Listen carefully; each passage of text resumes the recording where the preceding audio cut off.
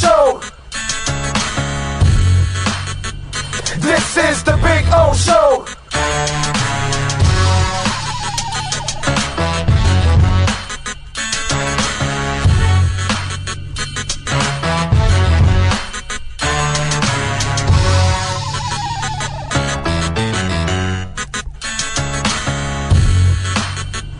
This is the Big O Show.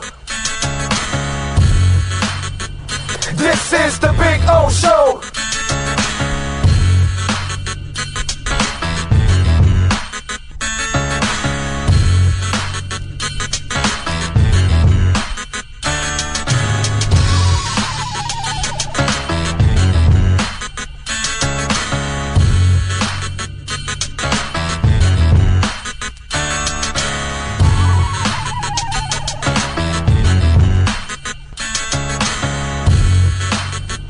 This is the Big O Show.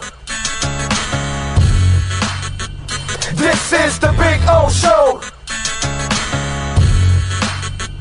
This is the Big O Show.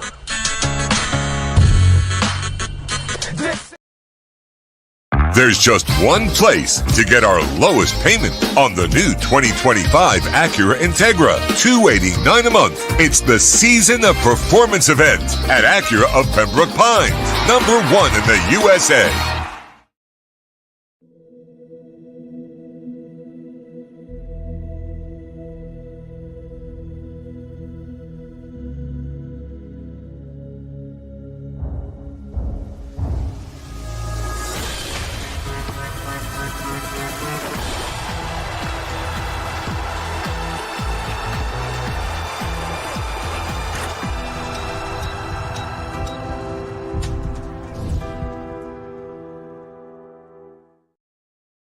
When presenting an award to an employee, athlete, executive, or fantasy GM, make sure you call Orvieto's Awards and More. For 35 years, these custom award specialists have been providing plaques, trophies, custom framing, while providing state-of-the-art laser and computerized engraving, UV printing, and glass crystal etching. They do all their engraving and printing in-house for quality control. Call Charles at 305-949-8098 or visit them at orvietosawards.com. Orvieto's Awards and More, where recognition is rewarding.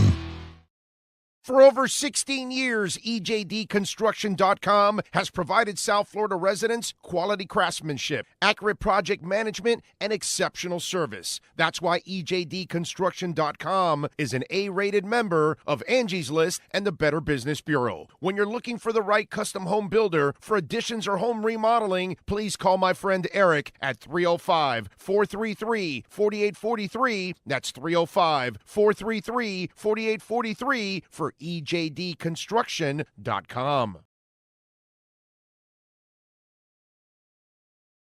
There's just one place to get our lowest payment on the new 2025 Acura RDX. $399 a month. It's the Season of Performance event at Acura of Pembroke Pines.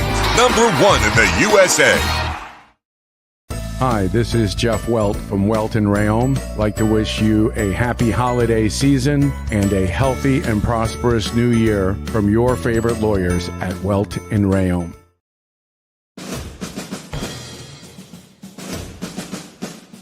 It starts every morning before the sun comes up. Projects are laid out. Plans are made. Equipment is fueled and loaded with inventory to handle all service requests. Orders are given to an army of skilled landscape maintenance professionals, certified arbor trimmers, irrigation technicians, and licensed pest management experts who fan out to communities and businesses all over South Florida. Experienced, on time, and dependable.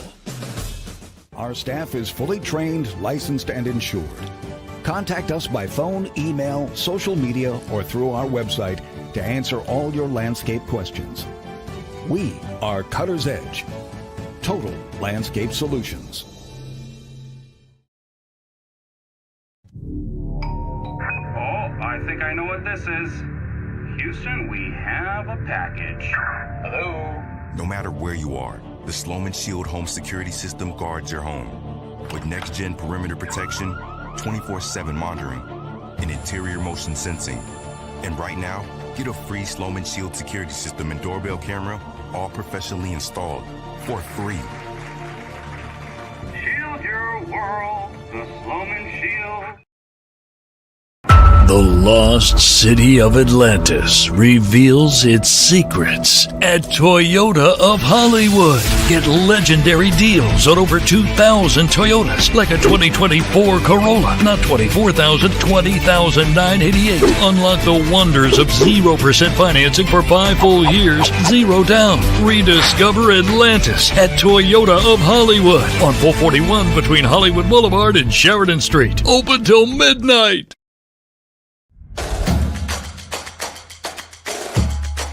Welcome to Caneswear.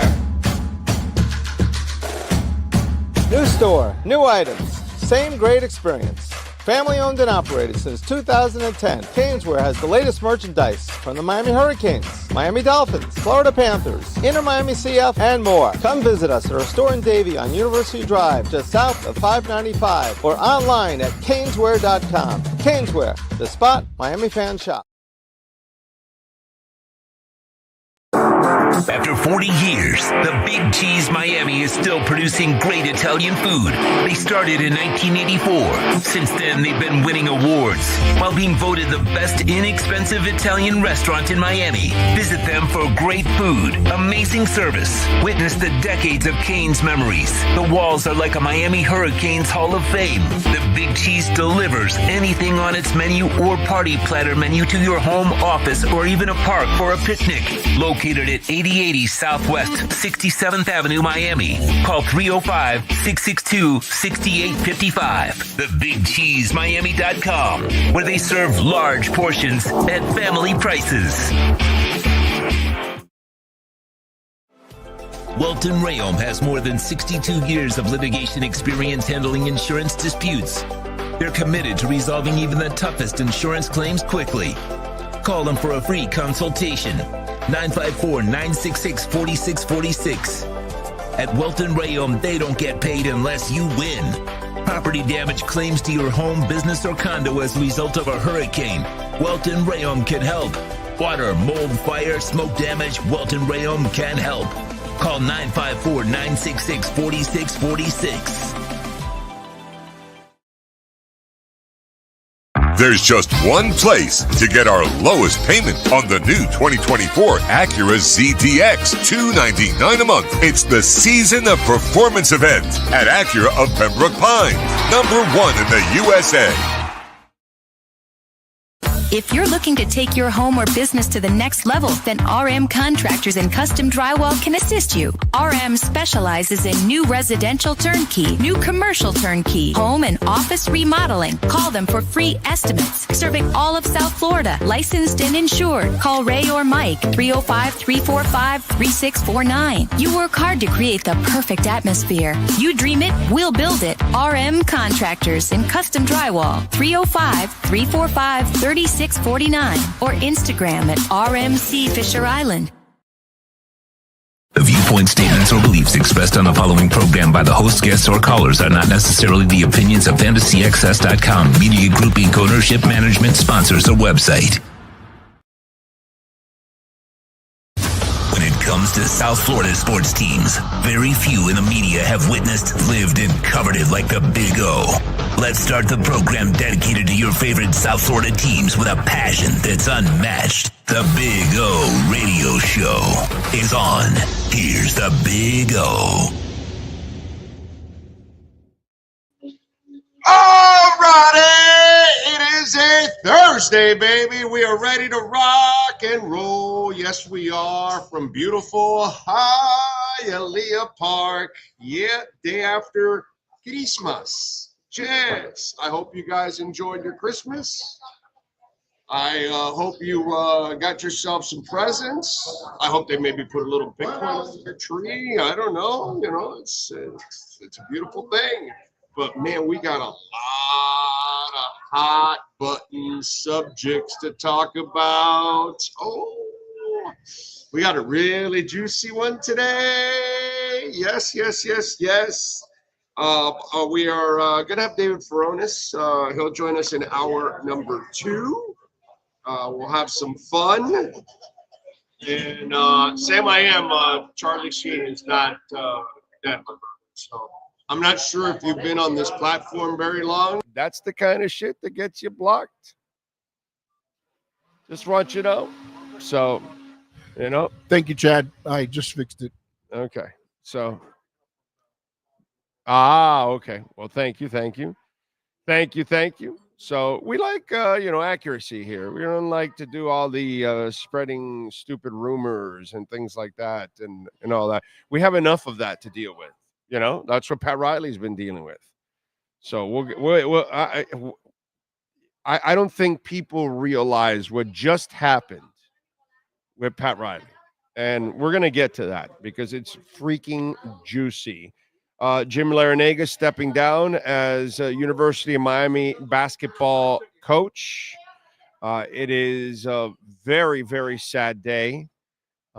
This is the best that the basketball program has ever been.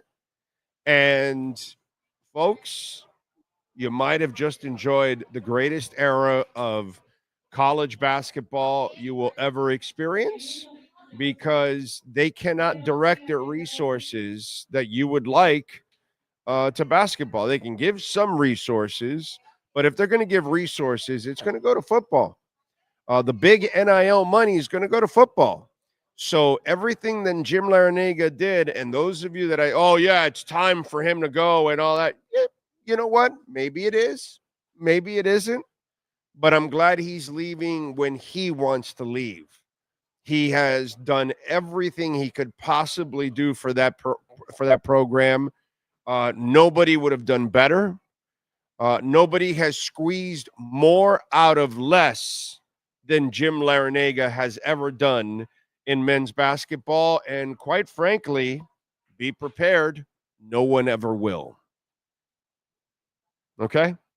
Why do I say that? Because he actually did it in a time when college basketball was all against him. Now it's just about plain ass money and resources, but there was more to coaching back then, because he could get older players, he could mix it up with international players, and he could, you remember, do you remember the name Cindy Russo? No, right? It doesn't ring a bell at all, right? Of course, because I'm a loser and I follow everything in South Florida. Do you remember when FIU women's basketball mattered? Do you remember it? I can honestly say I don't remember FIU women's basketball being. Well, FIU women's basketball mattered when Cindy Russo was there. Okay. She had a pipeline to European players. And it made FIU women's basketball very respectable. Go ahead and go look back at FIU women's basketball. Go check out the Cindy Russo years. Okay? Check out, tell the folks the records, because she had an angle that she could compete. Now it's just straight up NIL, and you're not going to have the money that the top dogs are going to have. You're just not. And Larranaga is a gem. Larranaga is a pleasure. Larranaga is the greatest basketball coach in its history. And for those of us that are old enough to remember when it was resurrected with Kevin Presto and the boys, okay, and Brown and Burns and all those guys, okay, and it started, and there was that win against, was it Kansas or Duke or something years ago at the Knight Center, and we were going crazy. I'm losing a lot of you young people because you haven't been around. But then we got Leonard Hamilton. And from the Leonard Hamilton, there was a little bit of, some bumps in the middle. But after that, from Hamilton and Larranaga, we have enjoyed ourselves some great moments of college basketball. Moments where we saw Leonard Hamilton move the University of Miami from the Knight Center to the Miami Arena to play Boston College and Florida State and a couple of other teams. And they got like 13, 14,000 people for a game. Leonard Hamilton did that. I'm not going to forget that. I'm not going to forget the incredible accomplishments by Larranaga from Final Four to Sweet 16s and Elite Eights and all those things. And he had an opportunity to be able to coach through it, but now the game has changed.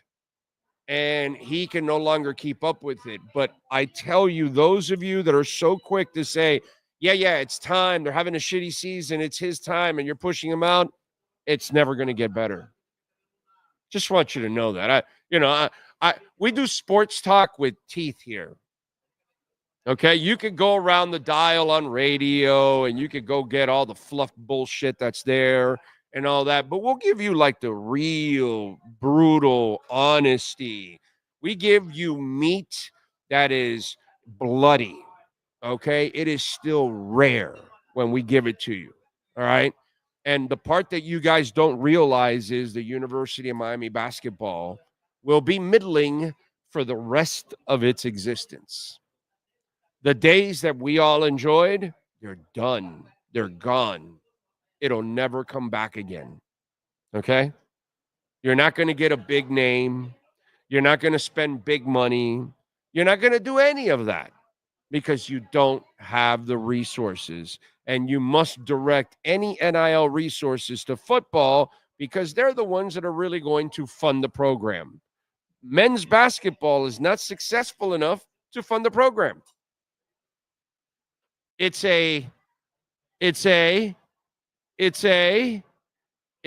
we taught business last week. It is a loss leader. What is women's basketball? What is canoe or what rowing or whatever it is? What is polo? What is loss leaders? We teach business here too on the show. Okay, loss leaders in business is all over the place. You carry it. Hialeah Park. You come in, you show them you open the app, this, that, they give you $50. Is that a loss leader? Yeah. You sign up on the app, you get $100 no regret first bet. That's a loss leader. That's a way to, get you started. That's the way it goes. So you got to have track and field. You got to have women's basketball. You got to have men's basketball. You got to have men's baseball, but they're all loss leaders. They're not making money. This isn't Tar Heels basketball, dude. This isn't Kentucky basketball. Sorry, this isn't even Michigan Big Blue. So you're not going to produce the money. So I just want to give you the brutal honesty, okay, that as quick as you are to push Larrañaga out the door, which is some rude-ass shit, by the way, by some of you that I'm seeing on social media. Oh, it's his time. He needs to go. They can do better. You have no idea what's coming. You have no idea what's coming. Yes, sir. Isn't that kind of what we do down here, though? Yes. It's what we do. It's what we do. It's exactly what we do. So I just want you to know, all right, those of us that lived the last, I don't know, what is it, maybe 25 years of Leonard Hamilton to whatever, we just lived the golden age of UM basketball. You lived it and it's over. Like, throw the dirt on it. Okay? Throw the dirt on it. Throw the dirt on it.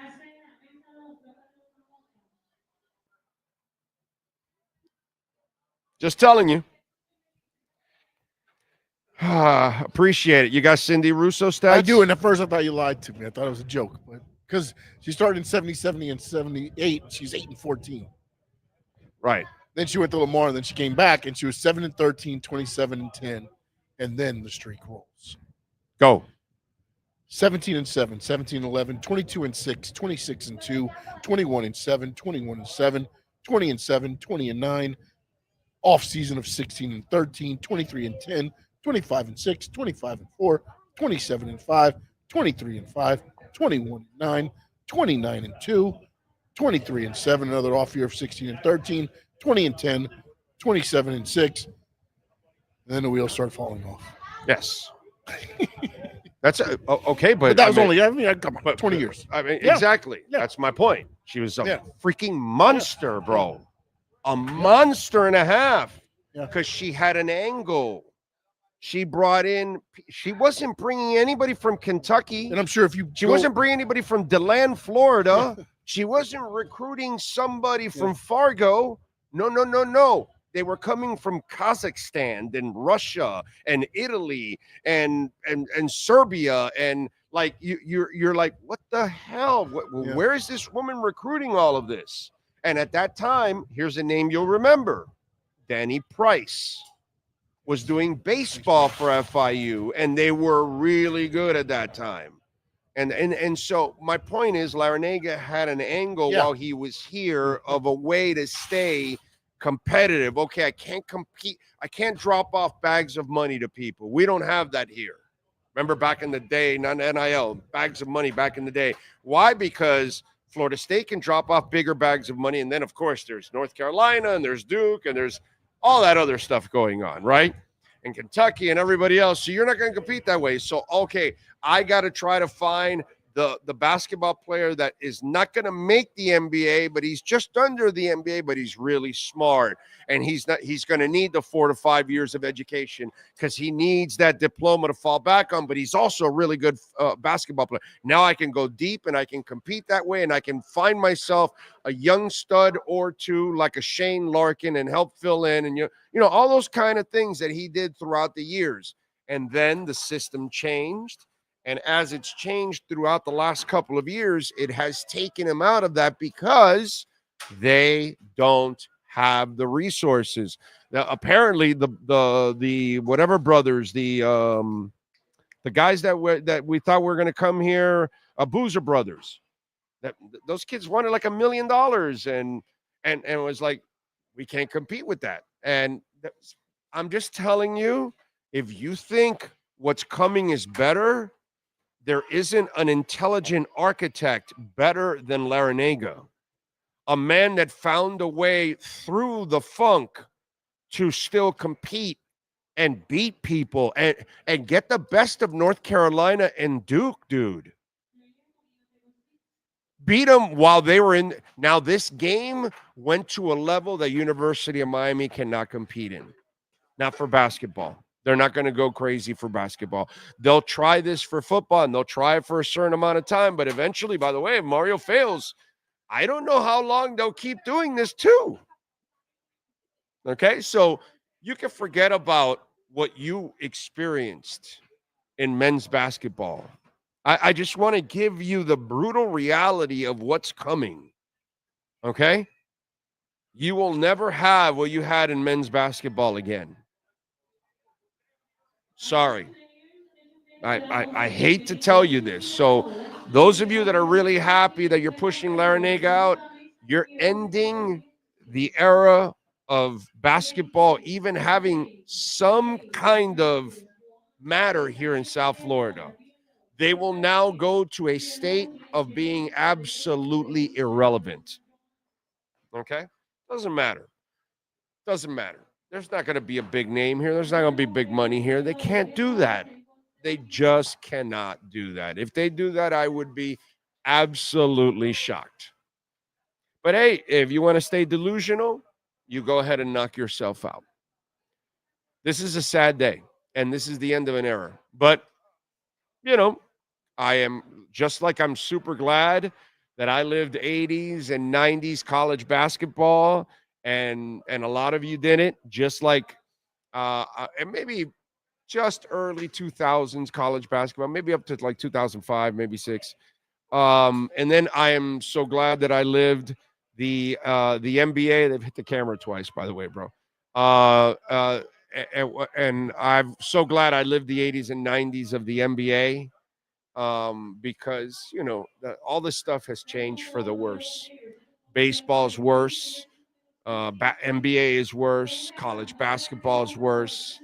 A lot of sports, unfortunately, have not taken a turn for the better. You know what I'm saying? Hockey still maintains its to its core overall. I think it maintains. what it's been about mostly. They've done some things to protect the players, but overall, I think pretty good. But the other sports have kind of really gone through some changes that I think have completely damaged the game. So, on this, I mean, I'm never the guy that says I told you so, right? Sean, I would never do that. Never. I would never even wear a shirt that says I told you so. Would never do that.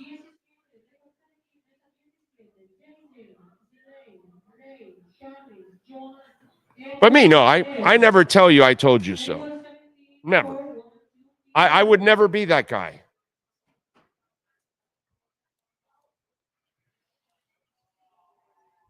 Anyway. By the way, speaking of Bitcoin, you can make a donation on the show, Cash App or Venmo at Cash Big O Show. That's Cash Big O Show, Cash App or Venmo, and you can make a Bitcoin or Ethereum donation, which, we love that as always, but we always appreciate any kind of donation. And, of course, you can make a donation through PayPal also. And we have the QR codes there. We are at Hialeah Park, where you can use the QR code to get the $100 no-regret first bet. We do want to remind you, of course, of Welt and Rayom. Jeff Welt, Daniel Rayom, 954-966-4646. If you had some kind of accident, car, truck, boat, walking, any kind of an accident, you call Welt and Rayom, explain the situation. They will tell you if you have a case. Bankruptcy, unfortunately, a lot of people are dealing with this because we know how bad the economy has been and how torturous it is for us to keep up with it. Homeowner property damage, condo damage, criminal defense, business owner claims, commercial litigation, personal injury. Please call Jeff Welt and Daniel Rayom. The consultation is completely free. 954-966-4646. All right, let's get to our 3A Graphics sports calendar. The amazing Alan Blanco and 3A Graphics. If your company corporation needs custom printing and embroidery, please call them. New uniforms, hats, shirts, whatever it is you need, call my guy, Alan Blanco, 786-618-1443. Jim Larranaga stepping down immediately as head basketball coach of the University of Miami. The search will start for the new head coach. We'll see what happens. Tonight, 8:15, Thursday night football. Bears are hosting the Seahawks. Hawks are favored by 4, over and unders 42. Last night, the Chefs over the Steelers, 29-10. They improved to just 15-1. That's all. Steelers are 10-6. They are amazing to be 10-6. It is really Mike Tomlin is a stud. If he actually had elite talent in certain places, I can imagine. Anyway, Ravens, they ran all over Texans, 31-2. They're 11-5. Houston drops to 9-7. Tonight, the Heat are at the Magic, 7 o'clock. Saturday at 1 o'clock, Canadians are visiting the Panthers. And the Canes on Saturday at the Pop-Tart Bowl, 3:30, they take on Iowa State. They are favored by 3.5. The over and under is 56. And Dolphins are releasing Shaq Barrett. That allows him, if he clears waivers, to join a playoff contender.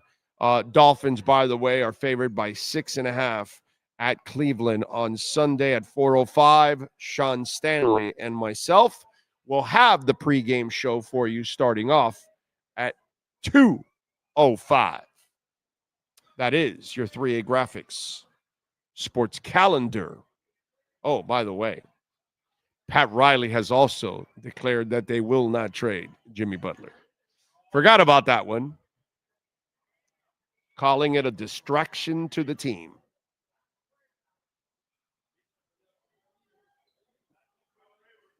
I forgot the headline of the update because that was the headline, along with Larranaga. All right. What do we got here? Oscar Rojas is in the house. My thoughts on the Chubb move or non-move yesterday.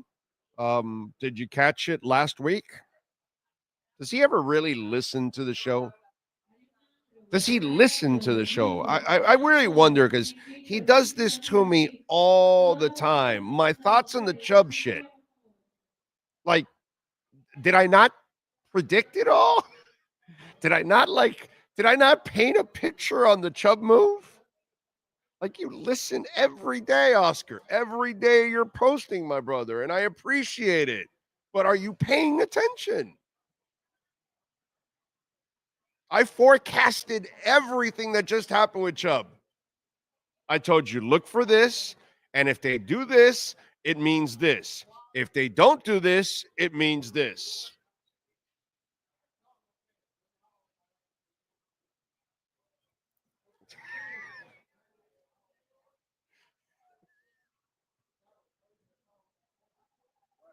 I don't know, man. It's just like, okay.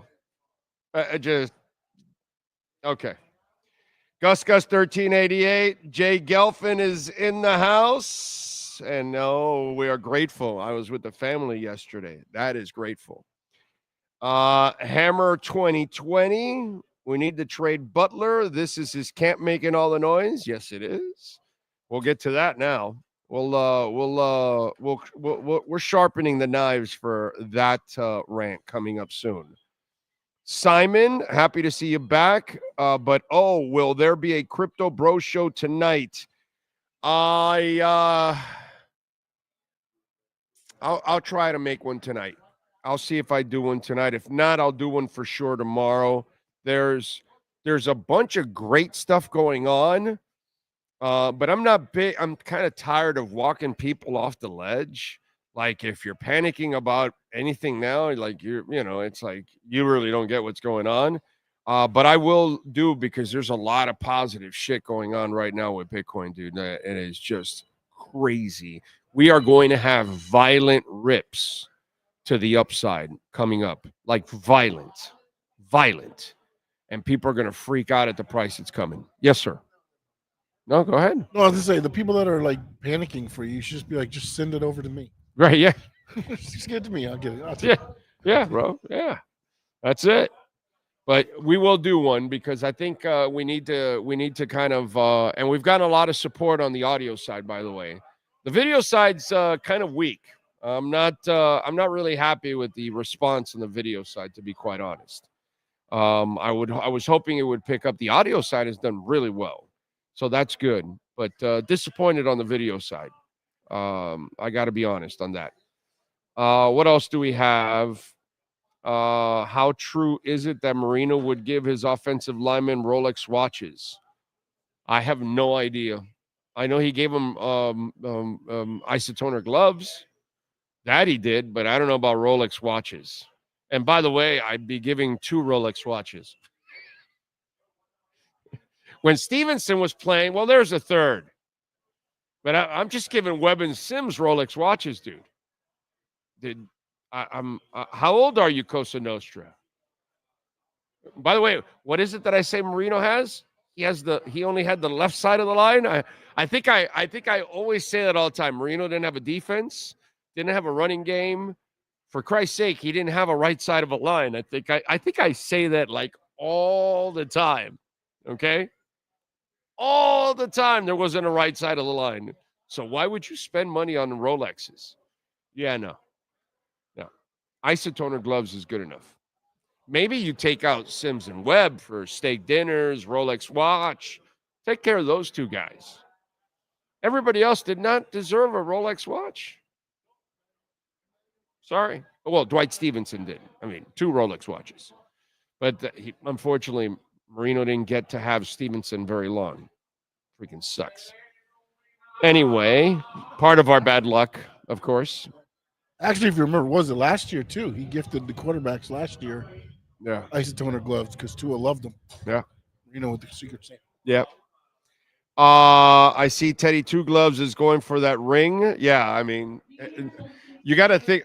Okay, so This is a fantastic story. Teddy Bridgewater, who, listen, fantastic human being, very mediocre quarterback on the NFL level. Okay. Backup quarterback. I get it. They're hurting, whatever. They got a backup. He'll be the third guy there or whatever. Okay. And they got a young guy in Hooker or whatever. You don't want to really put him in those kind of situations if you have to, God forbid. Okay. So you got a veteran that will understand. Just let the guys around you play, and hopefully you can get by just with Teddy. But here's the most important part about it. Teddy, over the next 5 weeks of regular season and playoffs, will make more money than he will as the Northwestern head football coach over the next 7 years or 10. So I don't blame him if his offseason is, hey, let me fill in for an NFL team for now. You know what I'm saying? Whatever. It's a great story. Teddy is a beautiful human being. I know he's got the mind for the game like very few. I know his intelligence is off the charts. He gets the game, knows it better than most, can read everything better than most. But if we're going to talk about actually playing at the NFL level, you can have him. You can have him all you want because he can think it, he can't do it. You know what I'm saying? And I've been saying that forever.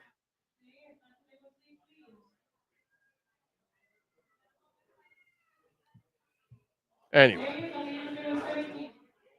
Also, there was a lot during the season where he was talking about, like, he doesn't like the way high school football is now. Of course not. And it's got to be tough on him. Right. You know, it's like there's no loyalty anymore in high school. No. Not there was a lot before, but before, at least when there was region, like, or college districts and things like that, you went to the schools. Now you can go to any damn school you want. Man. Yeah. It's crazy. Yeah. You can switch schools every year. And not just in Fort Lauderdale and Miami. You can get guys from Orlando down here. Right. As long as they have an address somewhere in there. Yeah. It's crazy. Yeah. So it's a terrific story. He's a beautiful person to be around kids. Fantastic. Now, does he want to deal with it? It's what Sean says. He probably doesn't. And that's why he's exploring options, because it's not like he fell in love with it right away, that he's already looking to do something else. And he's 32, so he still has, something left, he feels. And as a backup quarterback and extra eyes as a coach on the field for Detroit, I think it's important. It's good to have that. Now, if you're going to count on him to be some kind of a difference maker, get the hell out of here with that shit. You know what I'm saying? But God bless him, dude. Go make that money. You're not going to make anything, coaching high school football. So, yeah. The kids are the ones that won, because they got to be around like a real pro, a real class human being. Like Teddy Bridgewater is top-notch at everything, except playing quarterback at the NFL level. But everything else, he's top-notch at everything.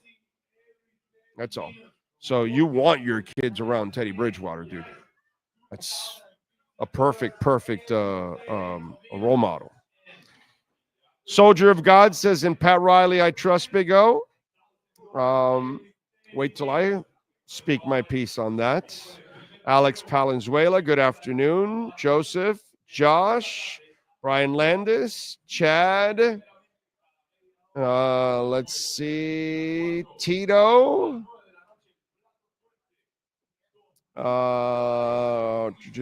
Feliz Navidad, Big O. You were right about Jimmy Butler. He's trying to do Pat Riley dirty and all of the Heat Nation. Yeah, wait till you see what I got to say about that. Big O, hope you had a great Christmas. Celebrating my birthday today. I turned 22 and 22 years on Earth without seeing a Dolphins playoff win. Justice, happy birthday to you.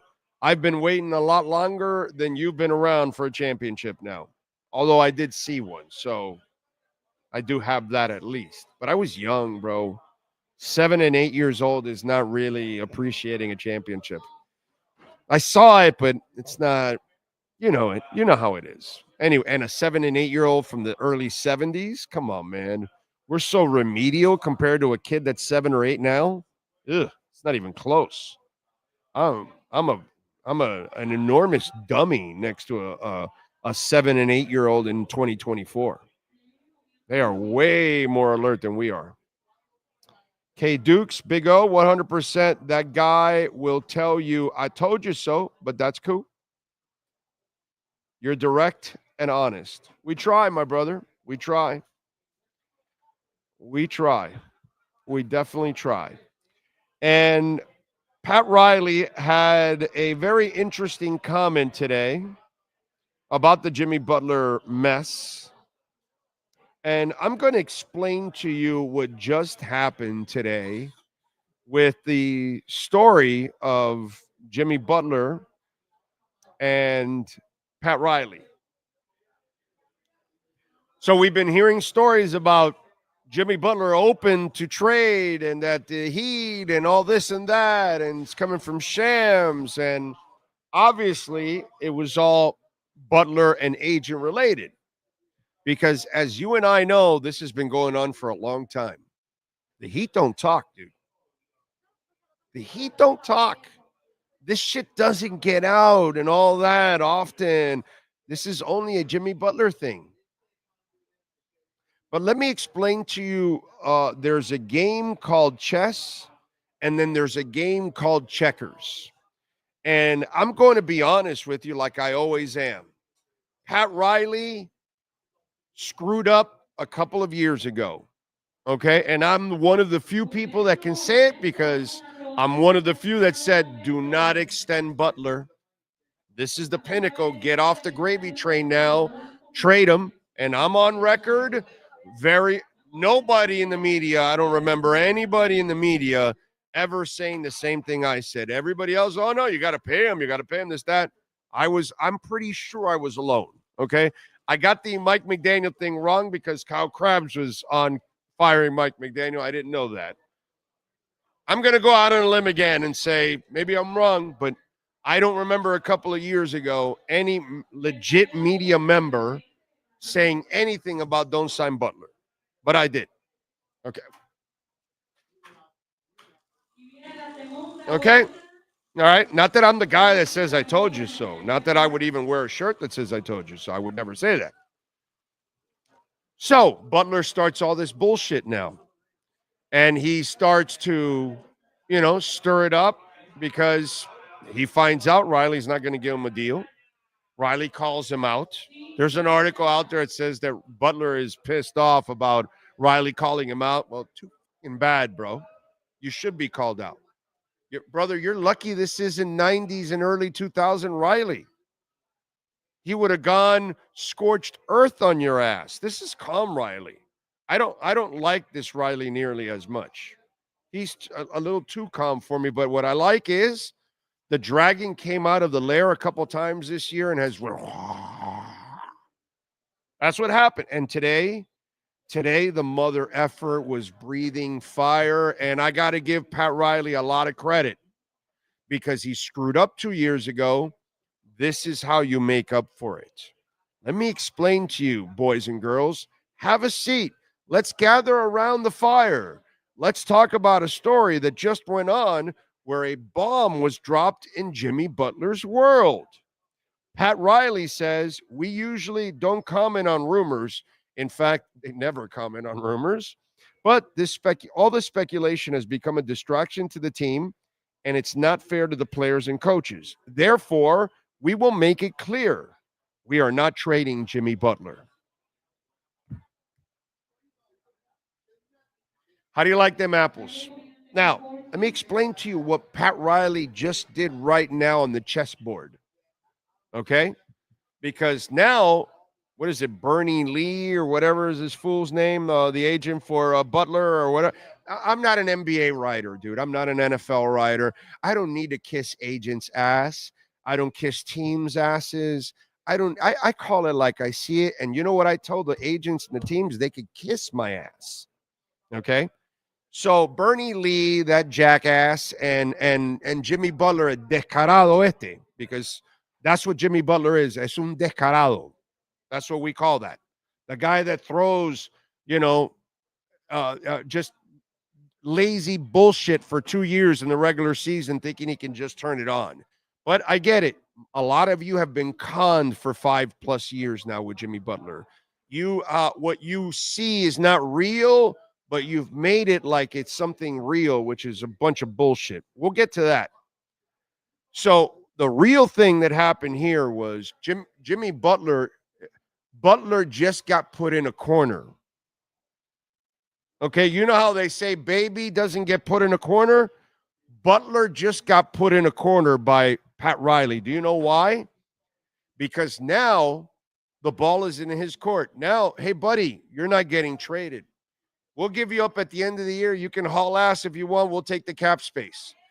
You will have to play hard for us if you want to get traded somewhere, because now we have said we're not trading you. It's over. So now somebody has to knock us off our socks in order to trade you. We're not taking some half-ass move with what's the name of this clown that I never wanted? Bradley Beal. So I don't know. Somebody said never touch Bradley Beal. Years ago, when he was available and Phoenix took him, somebody, I don't know. I mean, I would never be the guy to tell you I told you so. But anyway, so you look at Bradley Beal or whatever, any of these stupid deals that you hear, Miami's not going to take that. So they know that the only deals that are out there are shit deals that they're going to offer. So they shut this down now. And they ended it. So now Jimmy Butler's got to play hard to get traded off of here. And if he goes and does the same bullshit that he's been doing now and he's done for the last 2 years, no one is going to give him big money. And guess what, boys and girls? If he wants his money, the only way he gets his big money is by what? A sign and trade. Who do you need to be a partner for you to sign and trade? Pat Riley and the Miami Heat. So Butler will have to play his ass off from here on out, and he has to prove to the rest of the NBA that I am worth trading for, and I am worth paying for multiple years. But guess what?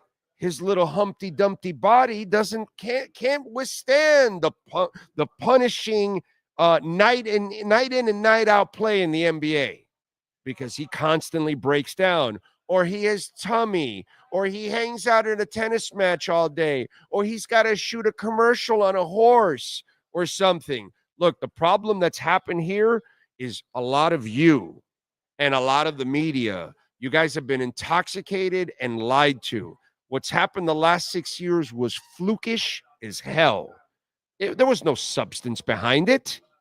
You got to the bubble year because it was the bubble. Shortened year, everything fell into place. That's it. Te reventaste. Like we say in Spanish, you got lucky. Period. And in the following, that other year where you got there, you had the break of Giannis and you had the break of Embiid, and you have the best coach in the NBA. You're really not that good. But somehow or another, you guys keep thinking like we're one player away and all that. And meanwhile, Butler has gotten old, his body's broken down, and he can no longer play hard for long stretches. So now he was trying to pull the bullshit here this first third of the season by barely playing, trying to get by, and now stirring up rumors. But Pat Riley will not have any of that shit from him and his agent. So he got both of them and he dunked them right through the net, and he put both of those clowns in a corner and said, this is over, bro. You guys want to leave? You get the fuck out at the end of the year. You go ahead and go find your salary, because you're not going to find $52 million flat out, because nobody has that cap space, asswipe. You're going to need me to trade you. So guess what? Now you need to be a good boy from here on out. And if you don't want to soldier up, as they said in the Warriors, then you need to get the hell out. This isn't Coney Island. This isn't the Big Top. So I am really happy that Pat Riley just squashed the cockroach. Okay? That's what he just did right now. He squashed the cockroach. And we need to stop living in this delusional state. The Heat are not that good. They're not that good in the front office. They're not that good with their players. So enough already. They need to reset, and reset badly.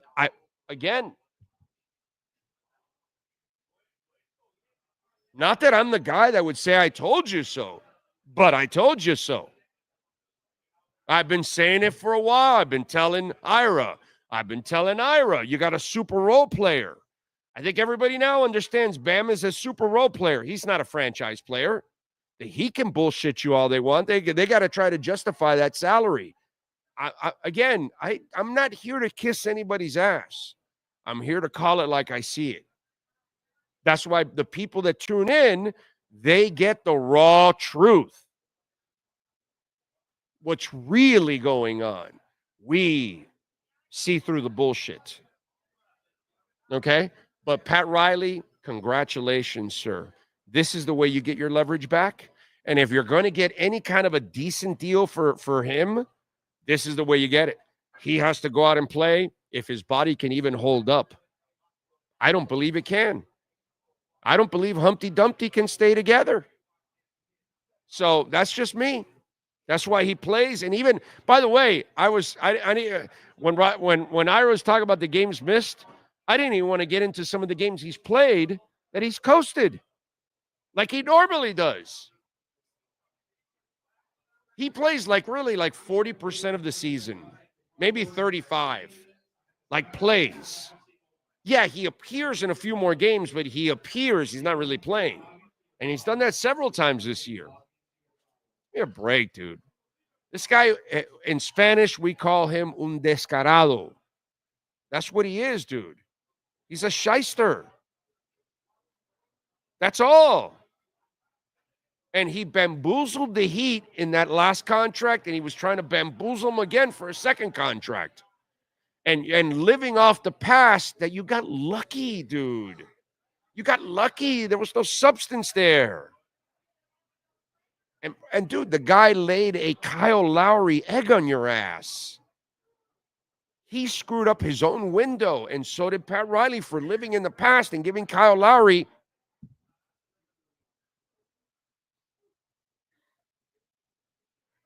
The deal I told Pat Riley, do not make that move. Do not make that move. Do not make that move. But hey, listen, I'm not the guy that would tell you I told you so. You know. Why? I have a track record that I'm constantly wrong. I'm so wrong, like 95% of the time I'm wrong.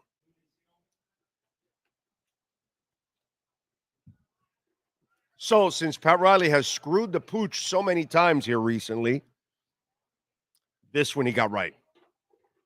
This is the only way he can get some leverage if it happens. Remember, Jimmy Butler has to cooperate.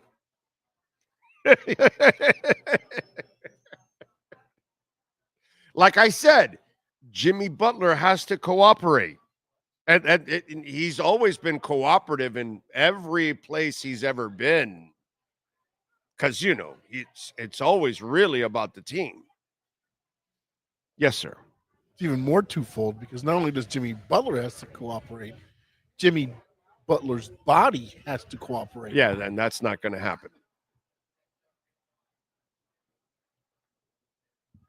It is crazy how much of the shit that I tell you I predict and ends up happening. It is absolutely effing insanity. Like Rojas. Like he asked me about the Chubb thing. It's like, yo, dude, did you listen? Like I forewarned you exactly what was going on with Chubb and what would happen. Like, you don't need my opinion. You need my forecast. That's what you need. My forecast is my opinion and what's going to happen and what and all of that. So, and in a couple of years, we'll talk about the UM basketball program. We'll check in 5-7 years from now, and we'll go, hey, remember what I told you about when Larranaga stepped down and you guys wanted him kicked out? And okay, it was time for him to go, but you thought like these great days were coming. So how's it been so far? We'll check in a few years. And then we'll go, and I'll wear this shirt again. By that time, Bitcoin's like, I don't know, 700,000 or something, 1 million or something. 1.5 million. No, Frank Haith did not work out. That was like the bump in the middle that I talked about. In between Leonard Hamilton and Larranaga, there was it was like Brad Kelly. In between Jim Morris and Ron Frazier, we had like that Brad Kelly moment there, and it was kind of rough, you know? He was drinking with the players. Head coach, you know, hey, guys, what are you doing? Oh, we're playing drinking. Oh, can I join? Yeah, baby. All right. Merry Christmas to you, Ray. Chubb might be gone this offseason. I wonder what makes you think that. Tim Ruddy was a pretty good center. Yes, he was pretty good. I don't know about Rolex worthy, but he was pretty good. Jamie Zoria, I like Holland, but I believe he's been making business decisions since the 2 knee injuries from last season, especially since he has no long-term contract. Reminds me of what he did in college. Well, he's not going to get a big contract now because of his play. I don't think it's that. I think he's playing bad because he's not healthy. Whatever happened with those 2 knee injuries, he's not the same player. I'm going to go with, he can't afford not to go out. It's the safety position. The money's not even big as it is. So if you're not playing at a high level, you can't expect big money. And he hasn't been playing at a high level for 2 years now. So I disagree with you, Jamie. I think there's something wrong with him. I believe Holland is a character guy. I think Holland is hurting badly. He may not tell you because he's that dude. He's not going to make excuses, but I think there's something wrong with him. And unfortunately, now that puts you in a position where you don't know if you can pay him. Worse, I think the best case scenario is tag, and that's if you can squeeze him in the tag since it's not a high tag. So you tag him and you try to see if he can regain his form from a few years ago. That's it. But I think there's something wrong with Holland. I disagree with you. I think Holland is a character guy, like what's it called? Calais Campbell is, or Zach Sealer, or any of these guys that are out there that are like real quality guys, Cater Kohu or whatever, that they're out there, Jalen Ramsey, they're out there selling themselves. And I get it. Some have money. Cater Kohu doesn't have a future. He doesn't have big money waiting for him yet. So he has to go out and play hard. I think I disagree, bro. I don't question Holland's character. I love his character. I think he's a really smart dude and a really good leader. I just think there's something wrong with him. I think he's not the same physically. Something happened to him. That's where I'm going to go. I'm not going to question his character. I'm not. Yes, sir. So with Jalen Phillips, right? He's still got. They don't have to worry about him next year, right? It's a club option. Oh yeah. He's tagged. But they can rescind it actually. But is he tagged? Because if he's tagged, then can they tag? The 5th-year option. No, but I'm saying. So he's doing Holland's a second rounder. Holland doesn't have a tag. He has 4 years. He's playing on 4 years, and then he's free. No, I get that. But when you're saying tag, you mean a restrictive tag. Okay. Yeah. And then Phillips, you just pick up the option, though, right? Not right. It's different. It's different. That's why I want to make sure it's not a franchise. It's the or you could give him a franchise tag for safety, and then or the second tag may not. No, maybe somebody doesn't because of how he's played. I wonder if you can give him the second tag, not the franchise tag. Interesting. But that is, those tags that you have. Yeah, no, because I went to look at Jalen Phillips because I was like looking because I could have swore somebody said we need to tag him, but he's got a club option. So the club, they'll just pick up the club option. Yeah, the franchise. Yeah. So you still have the franchise tag available is what I'm saying. Though, right? Yes. Okay. Yes. Yeah. They can control it if they want to. But if they don't feel he's healthy, then you don't pay that year because then you're not going to get anything in return. So that's the problem.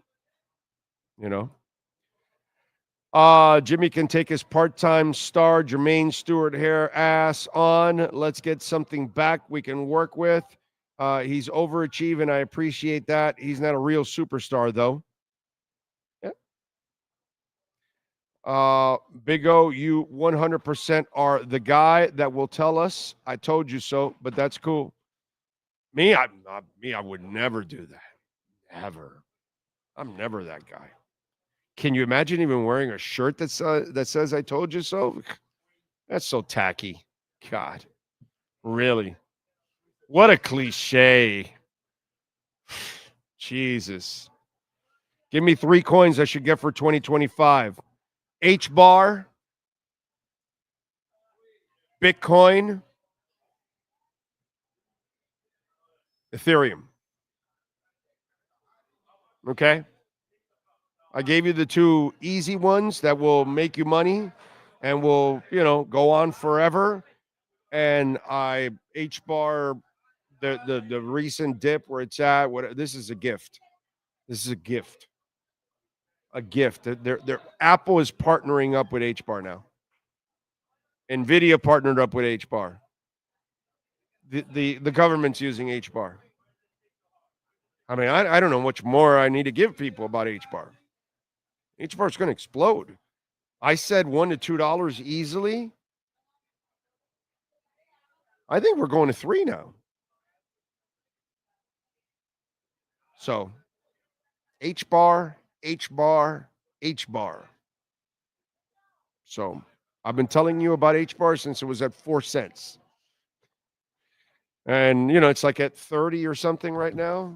So if you would have taken the ride with me at 4 or 5 cents, you would be, Bitcoin's down at 95.7. Whoa, that's sweet. Hedera's at 28 cents right now. So if you take it with me at 4, 5, 6 cents, look how many X's you are right now. And this is nothing. This is absolutely nothing. It peaked at 36 cents, I think, 37 cents. So we are a little bit off the peak.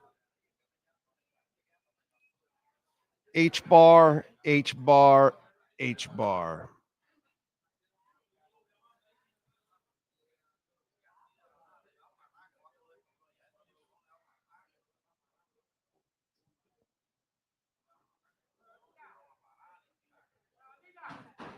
I'm sorry, I'm texting somebody that sent me something that I just saw. And it's really. You're just purchasing more Bitcoin. No. Well, but that could happen in a few minutes. No, I just was because their pet is dying, and so just it's kind of heartbreaking, dude. I'm a dog guy, and my dogs are like my kids. I get home, and it's like, I was all day with them yesterday. My family, my dogs, same thing, pretty much. Let's see what else. Teddy saw 60 million for Purdy and said, "I'm coming back."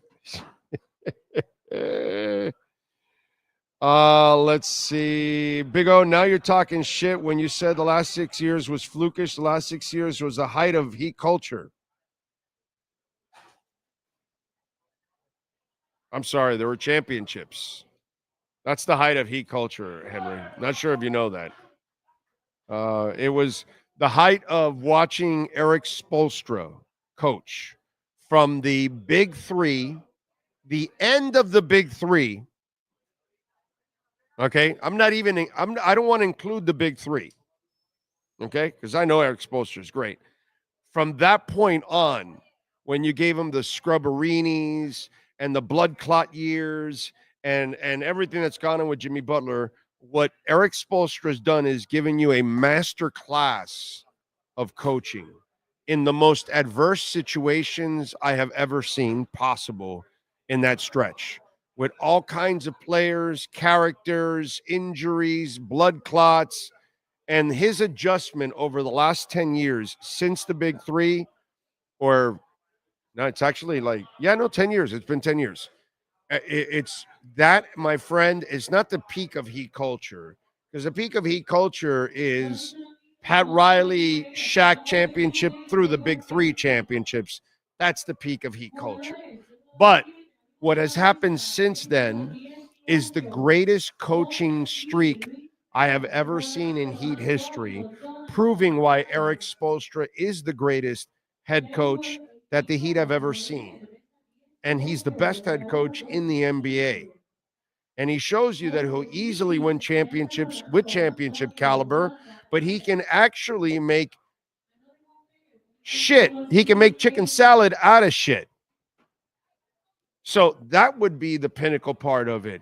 Watching what exceptional coaching is under some of the most screwed up situations, that's where, my friend, I would give a top notch. But outside of that, the top of Heat culture is not even close to what happened here the last few years. It's not even close, dude. Heat culture is not about hanging out and not trying during the regular season. In fact, as I've mentioned the last couple of years, Jimmy Butler has actually turned into the opposite of Heat culture. Have I not said that a couple of times?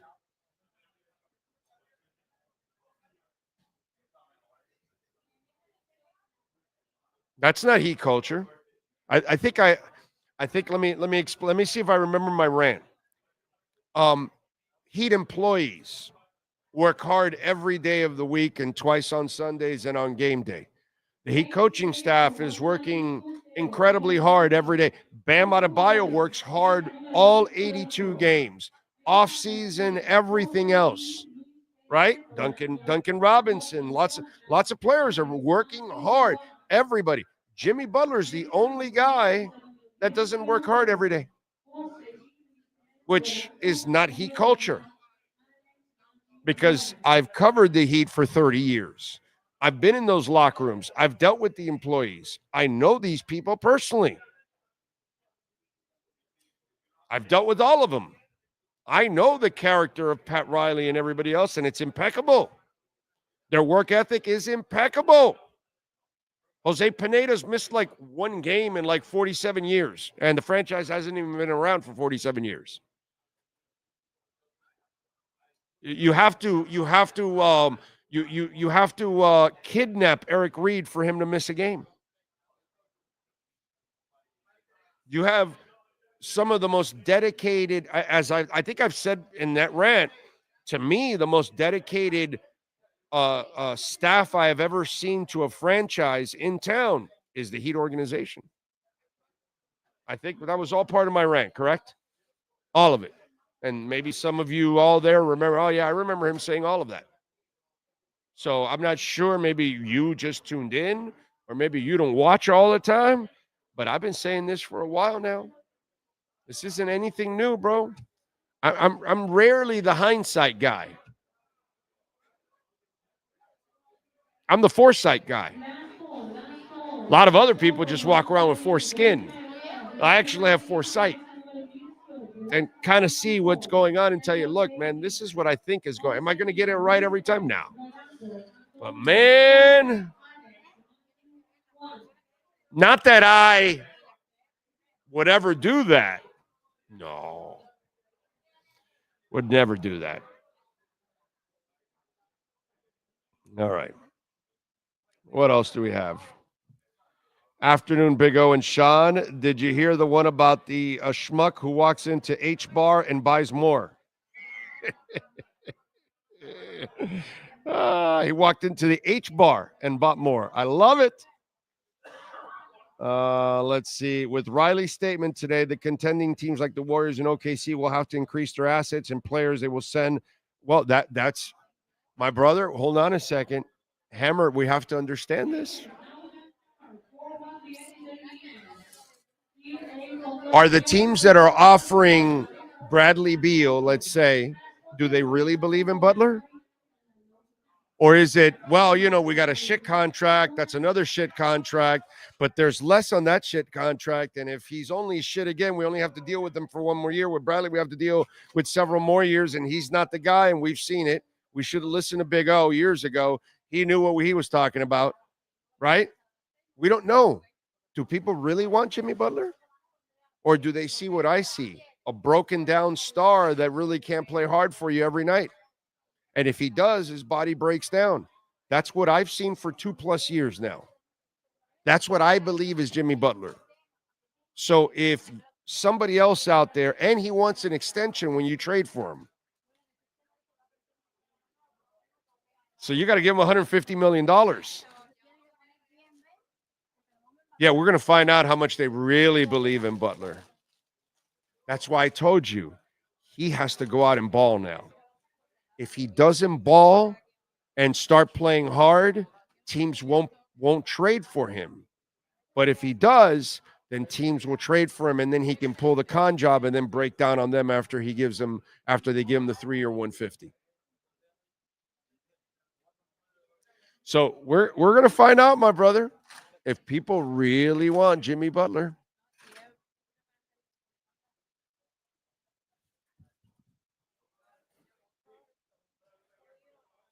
Okay. Oh, send Furones a link.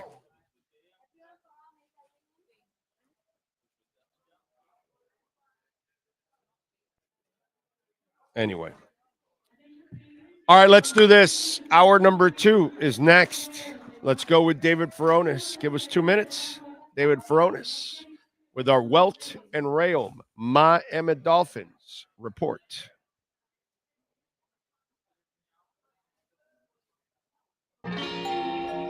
Oh, great. You have a doorbell camera. Now you have a front row seat to your house getting robbed. They're breaking into my house! Ooh, there goes the TV. I'm sure it'll turn up at the pawn shop. No, not the TV! Just because you can see them, that doesn't mean you can stop them. With Slogans, you get 24-hour monitoring, a free home security system, and professional installation. Plus, free doorbell camera, one that'll actually work for you. Get out of my house! Get out of the house! Call 1-800-ALARM-ME.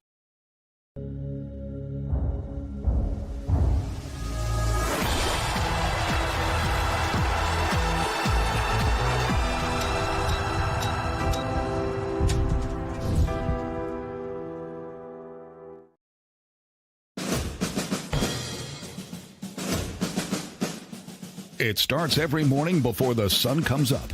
Projects are laid out. Plans are made.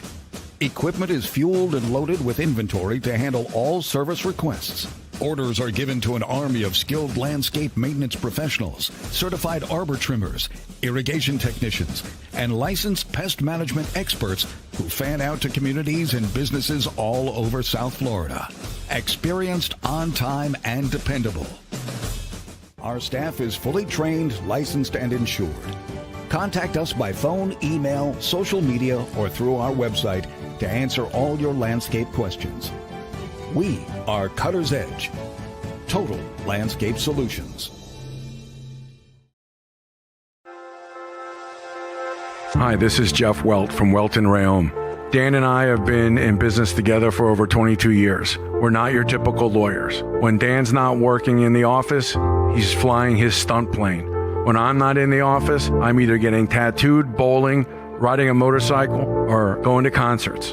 We might not be your typical attorneys, but we are aggressive attorneys, and we'll do whatever it takes to get you what you deserve. Consultations are always free. Call us anytime, 24/7. Welt and Rayom can help. The viewpoint, statements, or beliefs expressed on the following program by the host, guests, or callers are not necessarily the opinions of FantasyXS.com, Media Group Inc., ownership, management, sponsors, or website. All rise, football fans, as the Welt and Rayom Miami Dolphins report with David Furones is in session. Welt and Rayom has more than 62 years of litigation experience handling insurance disputes. They are committed to resolving even the toughest insurance claims quickly. Call them for a free consultation. 954-966-4646. Here's Miami Dolphins insider David Furones. All right. How you doing, my man? You doing good?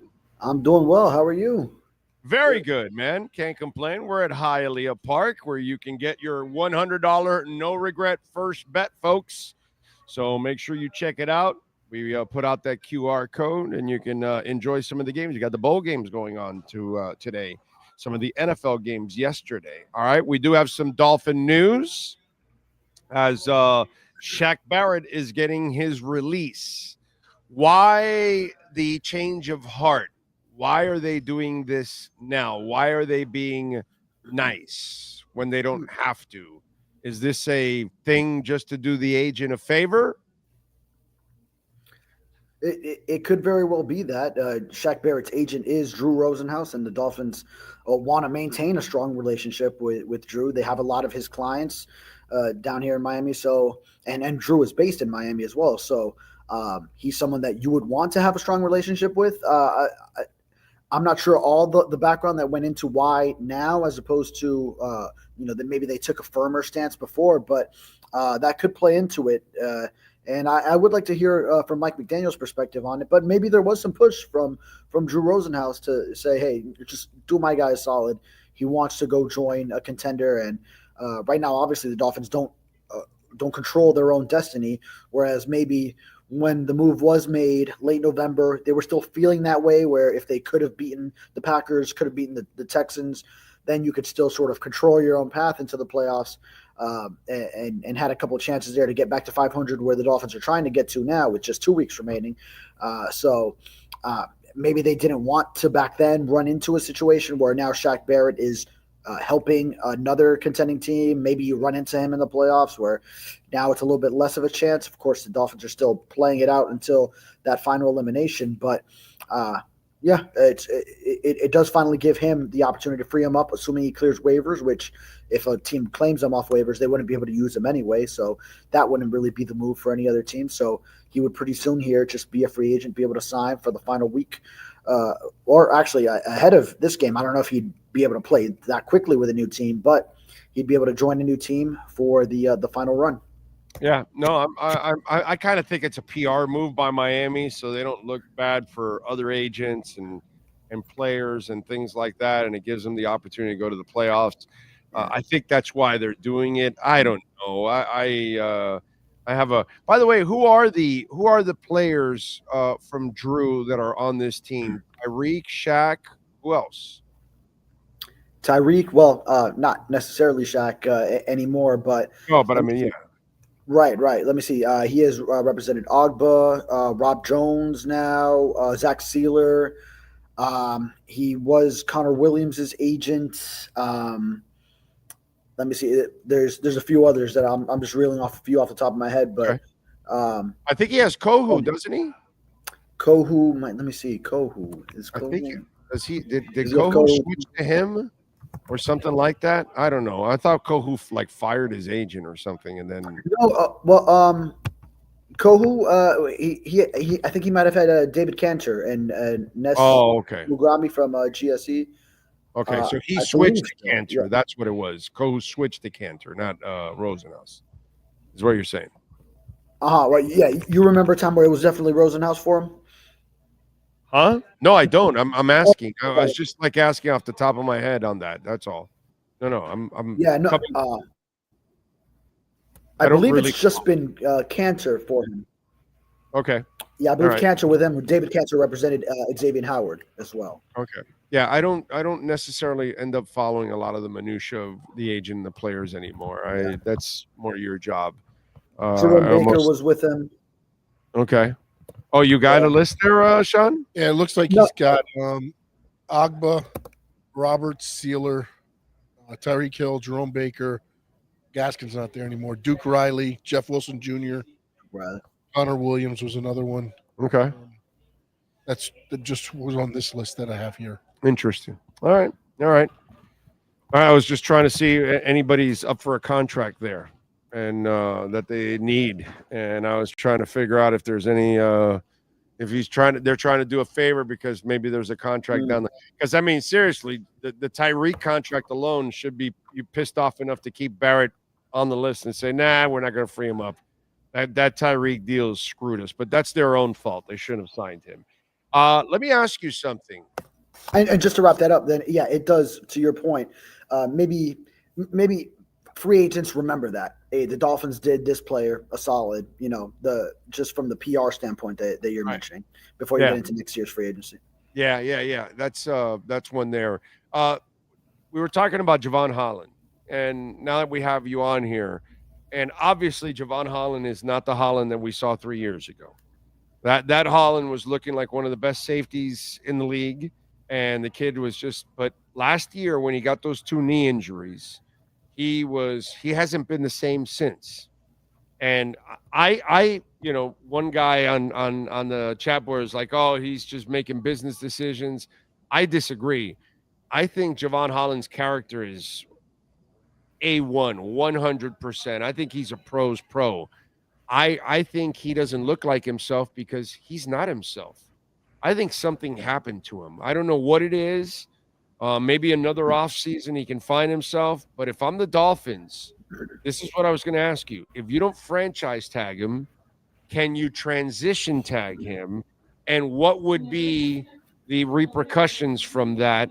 How does that, maybe keep you from holding him down? Because obviously a franchise tag, nobody's gonna sign him to a franchise tag and match it and give you the compensation.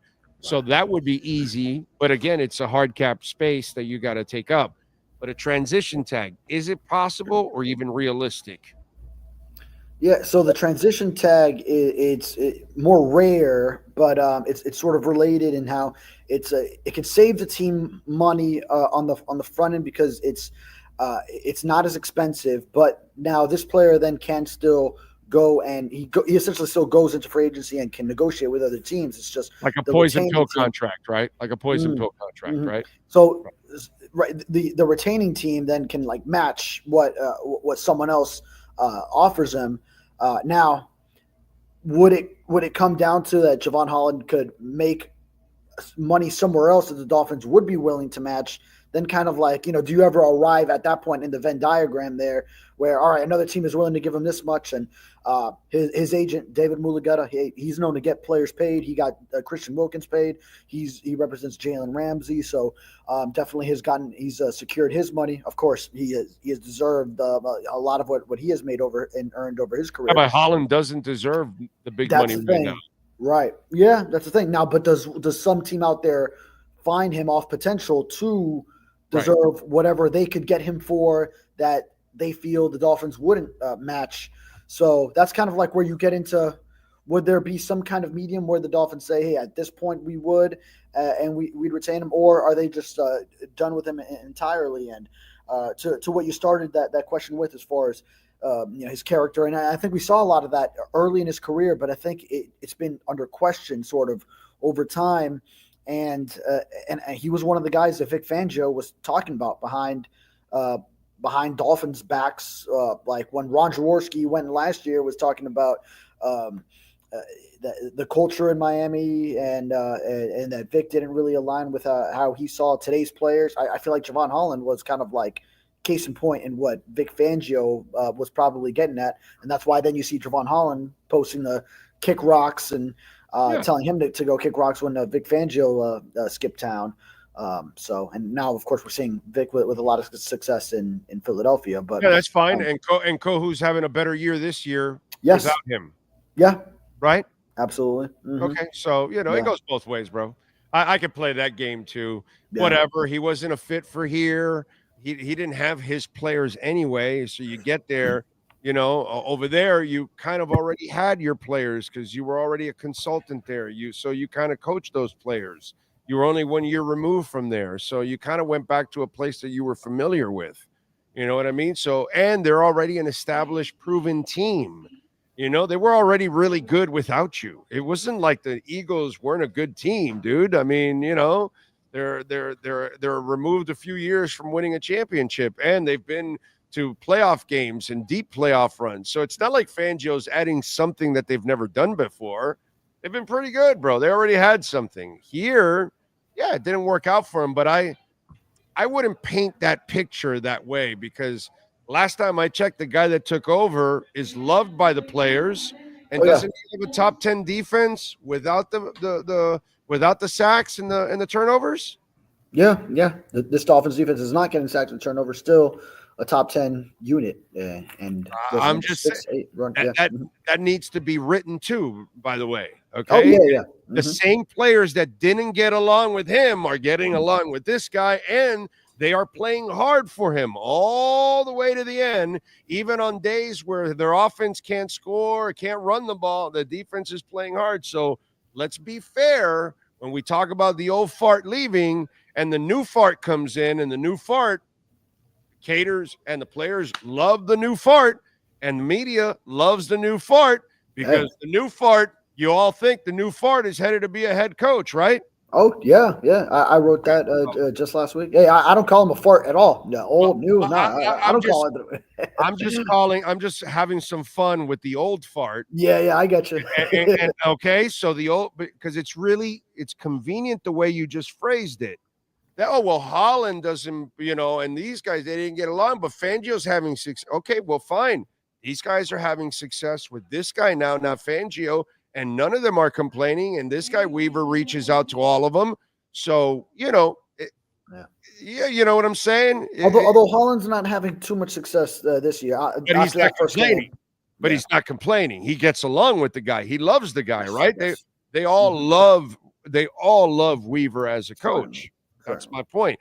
So maybe it's more about what I think it is. He's not himself, dude. Whatever it is, those 2 knee injuries, maybe he shouldn't have played on those injuries. Yeah, you never know what kind of lingering effects these types of injuries can have on players, and for someone like Javon, who was a youngster who kind of never even knew what being injured was like. Like he was always healthy. Like I remember when I was a kid, I heard about injuries, but I had never experienced one. So I was like, how does that even happen outside of like a physical, like contact injury? How does it even happen that, soft tissue injuries until you experience your first one, then you're like, oh, that's how it happens. Yeah. So, I wonder if maybe there is some kind of lingering issues on his knees, considering that he had both of them at the end of last season. And he did start this season strong, that big play, that week 1 against Jacksonville that changed the game. But, has left a lot to be desired this year. And I think something's wrong. Pass game too. Oh God, yes. He's just not himself, dude. I don't think he has confidence in his body anymore right now. Something's going on with him because he is a tad late on everything and the angle and all. It's just like the instincts are they're not clicking. They're not reacting at the same time. He's not reading, and his body he might be reading it, but his body is not reacting nearly as fast as he needs to. And as what he's used to, because maybe he takes a certain angle saying, I know I can get to him at this angle. And then all of a sudden, oh, wait, I'm not that fast right now, which I think sometimes that's got to be what Jordan Poyer is feeling too. When I see some of those same angles, so both safeties really. Jordan Poyer is just old and done. Okay? Right. I'm going to go with old and done in his case. Yeah. In his case, it's something different. With Holland, it's disturbing. And by the way, being the front office to have to make this decision, oh my God, no. You're going to get criticized if you keep him, for sure. And if you let him go and he goes and has a great career after that, you're going to get criticized. There's no way. The only way you win is if you keep him and then he comes back to form. That's the only way, because at the beginning, when you bring him back, you're going to get criticized because he hasn't played well for 2 years. It sucks. It really sucks, dude. Yeah. Really sucks. And the transition tag would be cheaper than a franchise tag. It's the top 10 contracts at that position, or salary cap hits at that position averaged out. So it comes out to a lower number than the top 5 that the franchise tag is. So that's why I said it. Right. So it's a cheaper option, but then another team still has a chance. I mean, it's so rare but maybe this is one case where that could be where you want to do it, just in case if you can get away with that lower number, see what you got in them for another year. But then maybe Mula got to get his money somewhere else. And also, you don't know, does his agent and do Javon Holland want that? Then how happy of a player would you have coming back if he ends up back on the transition tag? Something else you probably have to factor in conversations with him before it happens. So about, what was it, 5 days ago, a week ago, whatever, I talked about the Chubb thing? I don't know. It was, pregame Sunday. So it was Sunday. So 4 days ago, I told everybody, look out for Wednesday, because the decision on Chubb, since they really can't make a move with Ramsey, you can't make a move with Waddle, you can't make a move with Tua. These are contracts you just gave out, and most of them don't even start till next year, actually. So there's no way of fiscally moving out of all of these contracts. You're stuck like Chuck with any of these deals. So for the people, you got to get out of this deal. Then no, you can't, dude. You can't. You're stuck. the Tyreek Hill thing. You got another year till you can get out of that deal. Plus, nobody's trading for that guy right now, so you're stuck. Right. But I said the one place where you might have some space will be Chubb. And with the emergence of Chop, you're going to get Phillips back. You've got Kamara. You can probably go invest on a cheaper veteran, mid-level veteran, or draft another kid that you can try to develop and develop that. You're going to need to create some space, and post June 1st, you can create some space with him, like that. And so be careful, because if they don't activate him, they might give you the whole thing that he might not be ready and all that crap and all that. But it also might be, you know what, we need to keep him on the shelf, because if he gets injured, then we're on the books for him for next year and we're screwed and we can't get out of it. Now he can get healthy, move on. He can go and find free agency, and we can move on from him on June 1st and create some cap space for ourselves, because they need guards. They need a fat man and defensive tackle next to Sealer. They need a middle linebacker next to Brooks. They need to toughen up the middle of their offense and their defensive fronts. And so that cap space is going to be imperative to overcome some of that. So I kind of forewarn people that they're not going to probably activate him. And if they don't, it's because his career is over. I don't think he's going to take some big-ass cap cut or anything like that, to be quite honest.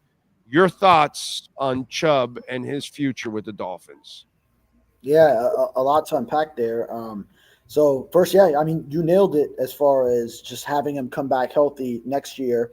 I think the Dolphins wanted to, if he was at a good spot, to give him a chance to get some reps this season. I feel like it was important to him from when we interviewed him, and he was talking about making a new last memory on a football field, which, I mean, for any player, that would be devastating at what he experiences. That right now, that is still his lasting image, and it's a full year later, and that's still his last in-game memory, is tearing his ACL plus patella and meniscus injury to go with it to boot. So that's a lot there. As far as his future, then yeah, he got a big contract when they traded for him. Now a cut. I'd have to look into it, but I think, yeah, the post-June one, it might be something a little bit more doable. But it has to be post-June for it sure. It would have to be post-June first. Yeah. So, I mean, now you're at a point where you haven't had him for a full year. It's going to be another off season with it. You could try to just come back, roll it back, and say, hey, we got Jalen Phillips and Bradley Chubb together with an emerging Chop Robinson. And I don't know if anyone saw Emmanuel Ogbah being more than just a stopgap for this year, because I'd bring his ass back for one more year as a rotational player. Yeah, and they might do that too. So, but yeah, and don't you think Weaver gave you a little hint? In what? He goes, the more you play him, talking about Chop, the more you play him, the more effective he will be. When he threw that line out there, I go, son of a bitch. That means he's a starter. They're not taking his ass off the field. That means you only get one more starter. That means the third guy is your rotational guy. Yeah. You're not paying Chubb to be a rotational guy. Jalen Phillips is your younger guy. He's already tagged, so you could find out about him next year. And he already showed you something when he came back that he was like, oh, my God. And it's not a complete tear, so it's not nearly as bad for him. So you could get him back realistically next year, and then with Ogbah and everything else. But when Weaver said that shit about Chop, that the more you play him, the more effective he'll be, I was like, oh, shit. This is a star that we have to have on the field all the time. And I'm just telling you, I think Chop's done, but that's just me. Or Chubb. Chubb. Yeah. Oh, Chubb. I'm sorry. Chubb. Yeah. Chubb is getting chopped. Right. Yeah. He's getting up like Weaver told Perk in that famous press conference quote. Yes. I mean, yeah, very, very realistic. And then, hey, if Mike McDaniel, as he has said, if edge rusher is his favorite position, and he's looking at someone else in this upcoming draft, maybe with early to mid round pick to be your next rotational piece instead of the veteran that's coming off this crushing injury, then yeah. And by the way, a veteran that is often injured. Yeah. I mean, he's had at least 3 ACL injuries now. Let's just call it like we see it. Yeah. A veteran that is often injured. And that's why they didn't bring him back, because it's like, yo, we're going to bring him back. This guy's often injured. He's just coming back now. We have a window here on June 1st. We're all coming back to try to fix this. No one's getting fired. This is going to make our job a little harder. Chop has turned into the pick that we needed. We're going to get Jalen back. He's the younger one too. Let's move forward with this. Let's go this way because there's a lot of uncertainty. Plus, Chop has an injury history. I think this is actually a smart move by their part. The part that sucks is, dude, that guy had 10 sacks and 6 forced fumbles last year. Yes. Chubb played his ass off last year, dude. He was a terror last year, man. The forced fumbles led the NFL. Yeah, he was terrific, man. That's the part that sucks, that it eats at me a little bit, because say what you want, but Chubb had a hell of a year last year, dude. And he got injured because it's not even his fault. He was out there on a meaningless game in a meaningless time that he should have been on the sideline, and he should have been having another great year for the team this year. And by the way, Chop might have had an even better year if he had a Chubb on the other side from the beginning of the year. Holy shit. Right. Yeah, he's benefited from at least conversations and being in the same room as Chubb and Jalen Phillips, but just not much on-field work with them. And actually, a post-June 1 cut for 2025 salary cap, Bradley Chubb would be $20.2 million in cap savings and a $9.1 million dead money hit. So once you look at those numbers, then it's very realistic. When June rolls around, I'll just say, yeah. Well, and they can make that decision earlier. They will. They will make it earlier. Yeah. You're right. Yeah, we will know that he's a post-June. Right. Yeah. Right. Yeah. Like when X happened and when Byron Jones happened before that, those they come out in February, but the money doesn't hit until once again June 1. Yeah. Yeah. We told them ahead of time that those cuts were coming. Yeah. So it doesn't help you in the first wave of free agency, but then once you have sort of, you could even use some of it to sign draft picks if you hold on to those, or just like later free agency, roll it over into the season, all those things. You could use that $20 million. Yeah. You could get creative, dude. That's not a big deal. So yeah, it's Shore is pretty damn good at managing the cap. Him and Ellisberg don't get enough credit for the magic that they work year in and year out. I think we've done a good job of giving Andy his due. Yeah. And I think the Heat culture kind of knows it. I don't know if the Dolphin culture knows how good Brandon Shore is. Yeah. I think those who know, they know. Those who. Yeah, but I don't think the average Heat fan knows how good Andy Ellisberg is. I don't think we've educated people enough on Brandon Shore. You know what I mean? Mm-hmm. I guess because Ellisberg's been here for 30 years, so he's been a fixture because he's been here from when he was in the ticket department. So we kind of know his story, which is a little different than Brandon Shore's story. You know what I'm saying? Yeah, Ellisberg has been a fixture here for a long, long time, and so maybe that's why his story we know more. But Brandon Shore deserves a lot of love, dude. He does, yeah. And Brandon Shore, I think also he's not as visible. He's more behind the scenes. Right. He's not a big, go talk in the media, do interviews thing. But Perk last offseason, he wrote a great story. If you caught it last year in the Sun Sentinel, so covering that.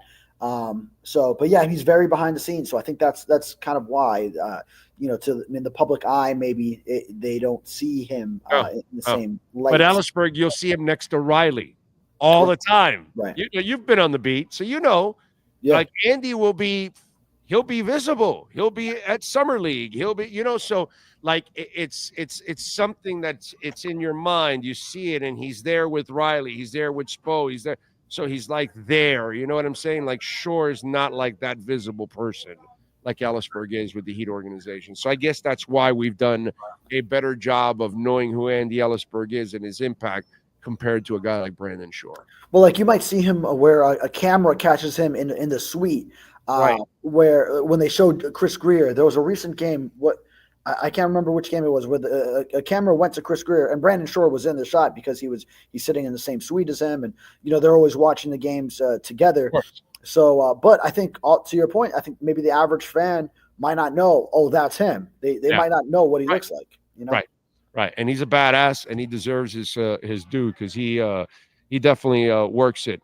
All right, so no changes are coming. Obviously, with the owner throwing the ball for the game ball to Mike McDaniel, I mean, you're not firing a guy, 2 weeks later, bro. You know what I'm saying? So it is what it is. They're gonna keep these guys in, and in a way, Perk makes a lot of sense because all the salaries and everything, and everybody's kind of tied to everybody. Bringing somebody in now, they just inherit all of this, and it's hard for them to then piece it together from here and build it out. So you either let them sink or swim on their own right now because you're too far in at this point.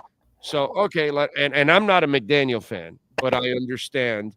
And in Perk's article, it's hard to argue with that logic. In other words, you could disagree with it, but there's logic to it. Right. I think a lot of people who want heads to roll right now, that's probably the side that they're not seeing, is just this organization really made a commitment to this is how we see this as the core for a bit of the foreseeable future. And then whoever does come in, I mean, that you just inherit someone else's, what maybe to them a mess. Yeah. Right. Yeah.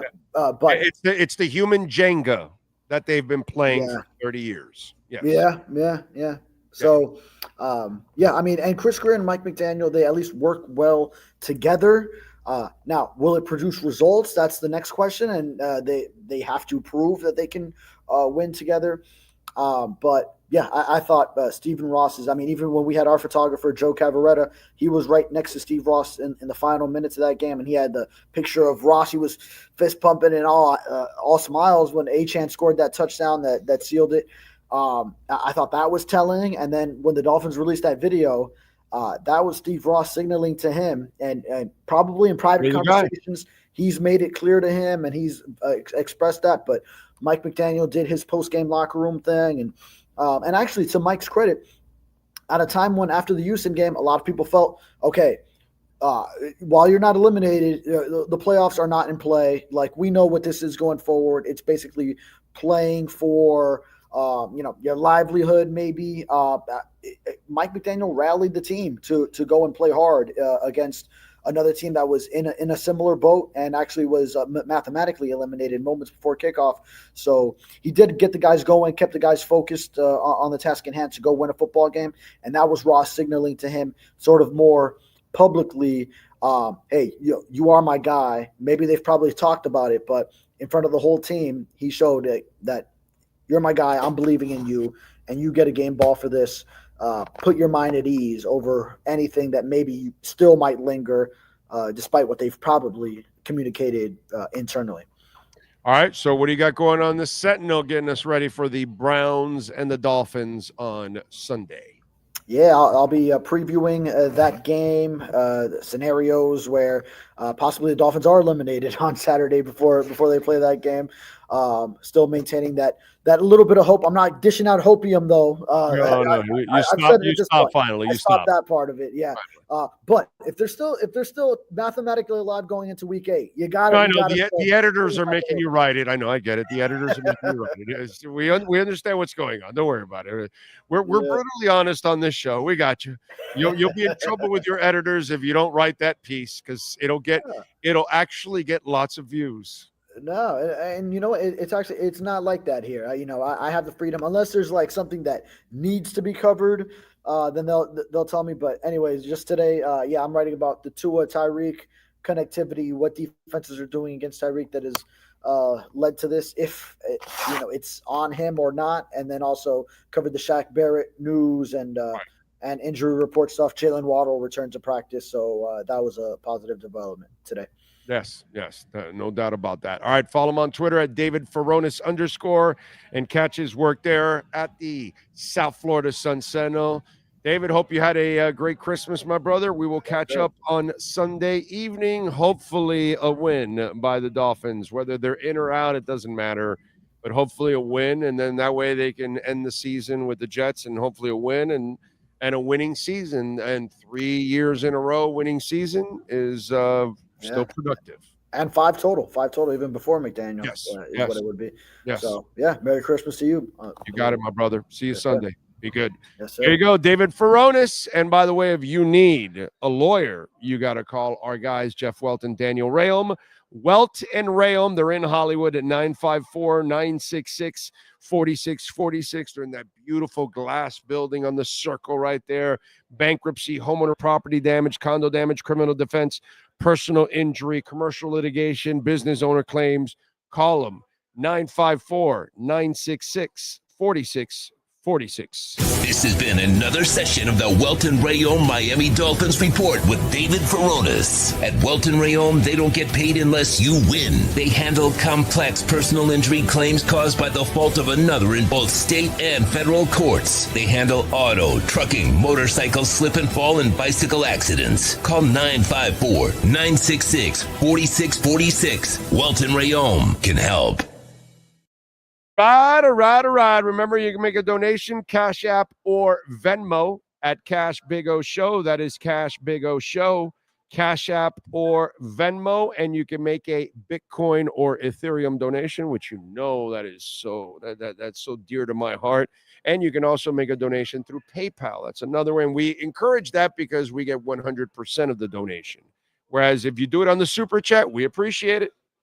But we only get 70% because stinking YouTube takes 30 away. Terrible. Let's see. Victoria says, since Tyreek seems more concerned with attention, making dumb life choices and making everything about him, where is he on the Aaron Rodgers scale of selfishness, darkness retreat zone? He's a character. He's immature, and he's unprofessional, and the Dolphins made an enormous mistake in guaranteeing him the money for the next 2 years. They should have parted ways with him. Not that, of course. Anyway, this would have been his last season. You would have moved on. He hurts you almost as much as he helps you.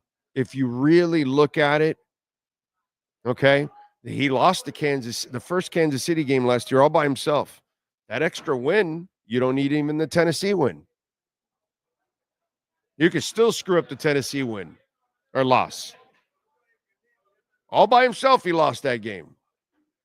You know what I mean? He does this shit. That last week, all by himself, he was trying to lose that. Not that he was purposely, but he kept screwing up. And he's done this constantly where he fails in key moments. He hurts you a lot. And it's a shame. And unfortunately, the Dolphins didn't see it. And they rode the gravy train for a couple of years, and they should have gotten off. They got intoxicated and intimidated. They got intoxicated with the talent. They thought that it was going to continue, and that doesn't continue. You get to a certain point where you're going to have to make a tough decision. It's really easy to dump somebody when they've lost it. That's obvious. But you've got to dump them right before they lose it. And that's what you should have done this past season, because this was his last year. He has fallen off the wayside, dude. And it's going to get worse and worse and worse. So it was a mistake. Aaron Rodgers is just a flat out asshole. Tyreek is not an asshole. Tyreek's a good dude. Like for his teammates, he's cool. He's just completely immature and unprofessional. That's what he is. That's what he is. To his team. Outside, well, that might be a whole different ballgame. Ask the guy in the pier. True Fin Fan, thank you for the love on the super chat. He says, did someone call me? Did we talk about farts? Oh, old fart, new fart. Oh, okay. Yes. We rang.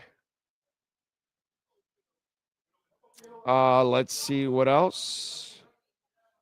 Chub chopped. Sounds like a free circumcision. I am hungover as F, my dudes. Go Fins. Thanks for the info, David and Big O. You are welcome. You're welcome. How wasted are you? Huh? He's wasted enough to call you Big On. Yeah. I mean, are you doing all right there? You know, don't drink too much. You start getting dizzy and things start moving and stuff. The room is spinning and, it's not good for you, bro. Not good for you.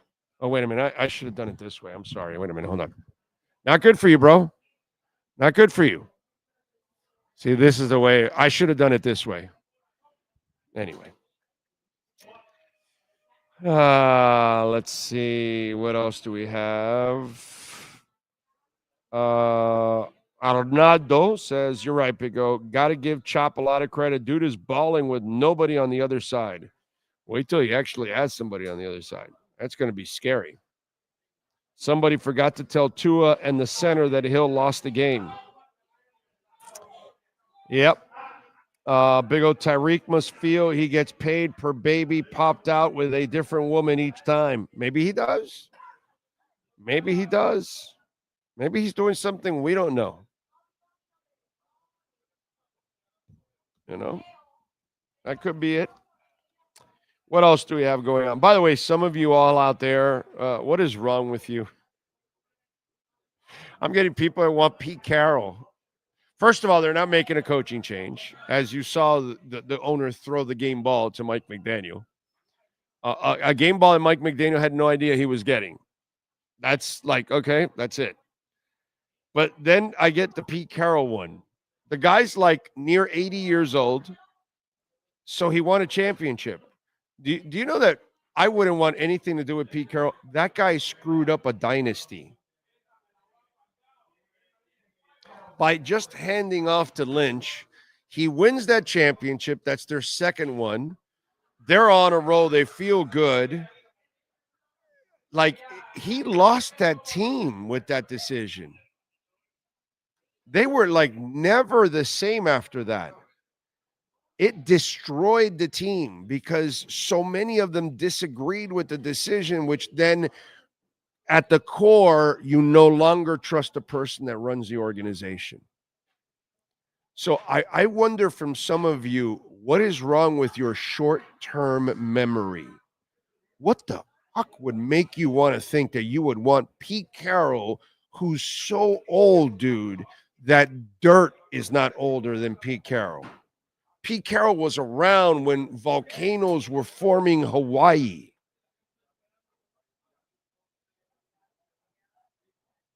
And he committed one of the biggest crimes in NFL history, bro. He owns the dumbest call in a Super Bowl, in anything ever, not handing to Marshawn Lynch. And he destroyed the chances of a dynasty because that would have been the second championship. The Legion of Boom was on a roll.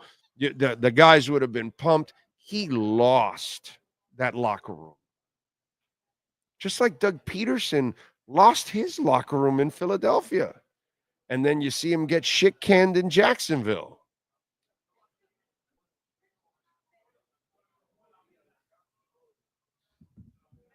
I'm not sure how some of you, like, I don't know, man, what your short-term memory is or something. You forget, like, Pete Carroll is, dude, I would want nothing to do with Pete Carroll anymore. If anything, all he's going to do is get more disconnected from today's kind of players. And what he did in Seattle was, brother, that's a crime. They had it going on there, dude. They had it going on there. They should be lifting at least 2 more banners. I think they could have won a third. If they would have done what they were supposed to do in the second and finish it off, they hand Brady and the Patriots another championship. Well, you know why? Because the Patriots, more often than not, found a way to make the right decisions in the right moments. When you make the wrong decisions in the right moments, this is what happens. What do you got? What are you going to say? No, I was going to say on Instagram, Yes. Sean305 says, greetings, Big O and Sean, Miami fan. Thank you. Thank you, all of you on Instagram. I can't see you on Instagram. Only Sean can see if there's any questions there. When I'm in studio, I have a chance to see the Instagram one. But here, I don't know how to find it. I don't know how to do it. Let's see. What else do we have? Tyreek must... let me see. He probably is. I don't know. Wasn't Pete the same guy who put the choke sign on the Dolphins? Yes, he did. Yes, Pete Carroll did put the choke sign out on the Dolphins when he was a Jets coach. You made Alarmo dizzy with all that rocking back and forth. That poor Alarmo. But he's back strong, holding up his fist. He's pumping it. And the fist, too. That's what it's all about.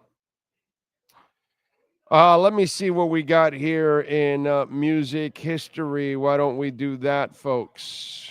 Let's go with folks born on this date in music history, musicians born on this date. Andy Biersack, singer and pianist, founder, lead vocalist for the American rock band Black Veil Brides, born in 1990.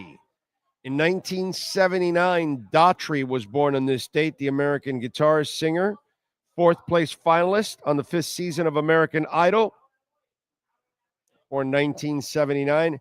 Jared Joseph Leto, that crazy bastard, born in 1971 with 30 Seconds to Mars. And isn't this the son of a bitch that climbs like buildings and stuff like that? Jared Leto, he does some crazy shit. Doesn't Jared Leto do like crazy shit also, like crazy stunts? Let's see. Lars Ulrich, drummer, Metallica, founding member, born in 1963. Rock on, young man. Let's see. James Kotick, American drummer with the German band, the Scorpions. Yeah, he does, right? He does all kinds of crazy shit, scaling buildings and stuff. Yeah. Yeah, he climbed the Empire State Building to promote the band 30 Seconds to Mars 2024 tour. Crazy son of a bitch. Henning Schmidt, born on this date in 1953. German electronic music band Kraftwerk. And they're coming to South Florida, by the way. He was born in 1953, the German. Fleming Williams, the guy in the trio of the Hughes Corporation. Well, I'd like to know if you got the notion. Yes, I'd like to know if you got the motion. Rock the boat. Anyway, so Fleming Williams, happy birthday to you, sir, 1943. Phil Spector, producer, the Spector Wall of Sound. Also a convict, right? Or a criminal, right? I think it was, because he never got jailed, I think, for that. Wasn't Phil Spector was the one, I think, that was found guilty of statutory rape, but then hid? Is that him, or am I confusing him with somebody else? Or was he part of like some murder or something? I forgot what it was. Phil Spector. Anyway, here it is. The 2003 shooting of actress Lana Clarkson in his Alhambra, California home led to his 2009 conviction of murder in the second degree. Spector died in prison January 16, 2021 at the age of 81. There we go. I knew he was like some dirty son of a bitch. Yes. Thank you for searching anyway, Sean. It was here. Yeah. He had some effed up hair. That's a nice picture of him. You got to see his hair. He had some effed up hair. Let's see who else. Abdul Fakir. Fakir you, bro, okay? Anyway, the singer member of the Four Tops. All right. Sugar Pie Honey Bun. Born in 1935. Let's go with famous folks celebrating birthdays today. Who else do we have here?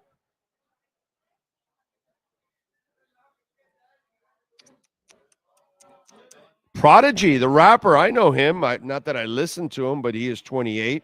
He wasn't there with musicians. Eden Sher, actress. She is 33 years old. Kit Harington, actor, 38. Beth Bears, TV actress. She is 39.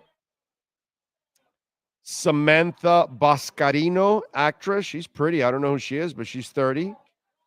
Let's see who else celebrating birthdays today. Alexander Wang, the fashion designer. That's the one. Vera Wang, I guess. Alexander is a Vera fashion designer. I thought it was Vera Wang. Is that like her real name, Alexander? Anyway, she's 41. I thought it was Vera. Anyway, that's just me. What else? Hugo Lloris, the soccer player, is 38 years old.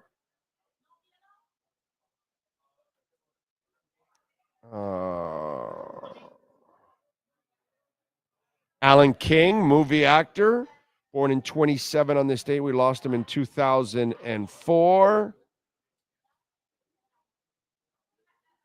He was funny, by the way. I remember Alan King. I remember his stand-ups. Aaron Ramsey, soccer player, 34. Johan Blake, I know him, runner. He is 35 years old. And that is famous folk celebrating birthdays. You have a correction for me there or something on that? No correction, but I think in 2025, you just gave me an idea. Okay. On the birthdays for musicians. Yes. When you give the birthday, you must now at least do the chorus of a song from them. You did it right there. You did 3 of them. Oh, okay. I think what we should do is add that in. Ah, I see. So we can hear the great voice of the Big O. Yes. Oh, yes. Yeah, we'll do that for sure. And if it's a drummer, I'll be there. We'll get you a drum set. If it's a drummer, you can bang on some drums. That's it. I need it. That would be good. All right. Wrestlers celebrating birthdays today. Adriana Rizzo is 26. Mm-hmm. Amari Miller is 28. A gentleman I got to team up with when I was wrestling, Midian Phineas I. Godwin, turns 56. He's also a great chef, by the way. And the great Mina Shirakawa of AEW fame. She is 37 today. Those are your birthdays. All right. December 26, 2024. With the Drew Smith injury, by the way, the Heat also signed Isaiah Stevens to a 2-way contract. So he moves up from Sioux Falls. Feel terrible for Drew Smith. By the way, NBC6, I get it. Most of you wouldn't know crypto if it bit you in the ass. So I understand that. NBC6 did some recap of the year and how to prepare for crypto in 2025. And then they had some dude talk about like every halving and bore the shit out of people and not really give like real facts and Trina and all that, who's a fantastic anchor and all that, but she's just reading what some producer wrote and all that. That is our problem, by the way, in our society, is that we don't have enough people to really educate what's going on with crypto, with Bitcoin and the blockchain. And it's so sad because I saw that report yesterday and it was like 4 minutes of wasted time. And I felt bad for the person that doesn't know anything about Bitcoin or crypto, that they probably walked away from it more confused than anything else. And they didn't really basically explain a lot of the factual stuff that they need to know, a lot of the stuff that I tell you guys about, because we're obviously well more versed on our show than anybody would be on Channel 6. But and I'm not saying, oh, Channel 6, call me. I don't need to be called or get on or anything like that. I don't need any of that. I'm just saying it's just, so many people have lost out on a great opportunity, and the opportunity is still there, and it's being ruined for so many people because we have the wrong people that are sending the wrong information out there, or not the right information, or misinformation, which is so sad, dude. Very frustrating. Very frustrating as a as a real crypto guy, it's truly frustrating, you know. Sing Be My Little Baby from Spectro. That's right. Thank you, sir. Let's see. What else do we have here? All right. No breaking news, but we did have Riley come out, talk about Butler not being traded. Jim Larranaga stepping down as UM basketball coach. The end of an era and the end of what you thought college basketball could possibly be at its best with the University of Miami, unfortunately. Yes, sir. Everybody wanting to be Dion rolls on. Former NFL Pro Bowler Deshaun Jackson finalizing an agreement with Delaware State to become their next head coach. They're all going to flop. They're all going to flop so badly. So badly. God. I just, whatever, bro. Dion is that's a different dude. Deshaun Jackson's not Dion. Michael Vick is not Dion. I'm sorry. Just, good luck to you. I hope you prove me wrong because those kids need it. But yeah. It's going to be like the Ed Reed thing. What? Huh? Is this what I got to work? I'm out of here. Welcome to the reality where you got to make something out of nothing. That's what I said. Do you think it'll be that way, or Deshaun Jackson will be happy to be a head coach in that position? Because I feel like, in a way, they thought Ed Reed would just be like, "Oh, I'm a head coach, so I'll be happy with this," and he was like, "What do you expect me? I need to be successful too. I can't just, wave a wand and guys." Well, but look at the guy that took over for what's it called? FIU now. Yeah. He was at was it FAMU? Or where was he was like successful there at a smaller school for several years. And so that's kind of the way it goes. And he didn't have many resources there. And you're not going to have great resources at FIU, but you're actually going to have slightly more than you would where he was at. I forgot where he was at, which of the state schools he was at. But he was actually, he had a winning record there. He did a very good job. And so now he gets the call there at and this is kind of the way it goes, dude. You got to work your way up through bad programs that aren't going to give you everything that you need. You know what I mean?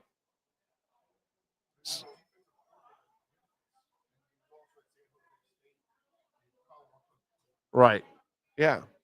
It's like you and I working at like a real radio station, and then we go to a radio station that has no resources. We've done that. Yeah, no, I get the research. You got to kind of make it out of it. But if you don't have anything, the program's already losing. Yeah.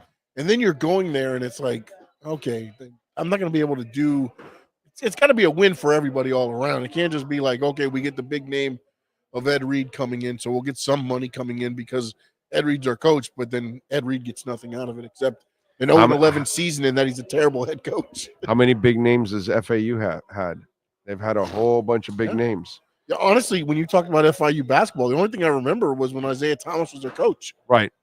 That's Shaky. my moment for FIU. Shaky was there for a short time. That's it. They don't really, but now FIU hasn't done on football. They have with Don Strock, with Cristobal, they've tried, but and again, they use everything you guys tell me, and this is going off of you and the media, and I think the AD was, oh my God, yes, was like, oh my God, even Pete Garcia, Butch Davis, right, called him out about the bro, Pete Garcia. They had to share pads, or they were getting other programs pads that they were donated to FIU. Pete Garcia is a joke, man. Dude. He's always been a joke. Everybody knows in FIU he's a joke. They hated his ass over there. I don't know how he lasted all those years, all those decades there at FIU. That's part of the reason why they weren't any good, because of that guy. Yeah, dude. Yeah. Huh? He had to have been bringing money in for He the had to school, have- I'm guessing, somehow. Pete had to have made money for a school. Yeah, Yeah, because yeah, that's yeah. the only way you keep that Maybe, around. maybe not. I don't know. Because it wasn't excellence in sports. No, it wasn't. No, definitely not. Definitely not. Pete Garcia was definitely the problem with FIU. That was a dude that definitely did a bad job. All right, folks, we're out of here. We appreciate all of you out there. Thank you all for tuning in. We thank, of course, Mr. Brunetti and the Brunetti family, as always, proud supporters and sponsors of our program. Of course, Steve Calabro, the man, the myth, the legend, the GM, the man that gets it all done. He's in Jersey, okay? Yeah, he's in Jersey, and he gave me the Jersey guys picks. Okay, we're going with Rams minus 6.5, Commanders minus 4.5, the Bungles minus 3, Seattle minus 4, and he's got a bonus pick. He goes Dolphins minus 6.5. I kind of like that one. I know it's cold and all that, but Cleveland sucks. Yes, and then watching their run game this week, I go, yes. But if it's not the same run game, right? I don't know. But I like the bet. Yeah, I gotta say I like and the bet. also, I think Cleveland's so bad. I just don't think they can. I think they're done. Keep up and score because they got no quarterback. And it looked to me like they're done. Yeah, I'm guessing they're bringing Jameis back in, right? Because I don't know.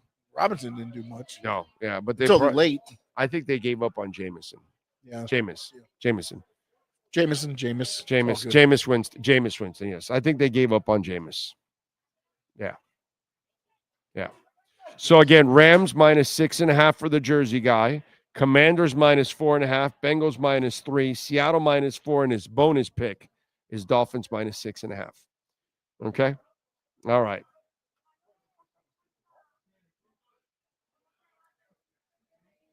What's that?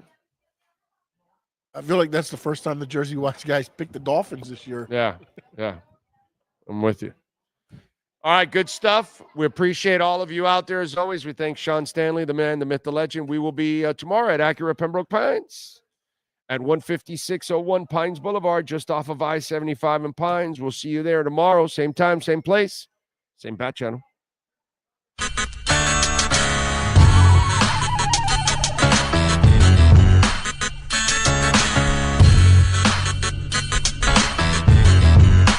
This is the Big O Show.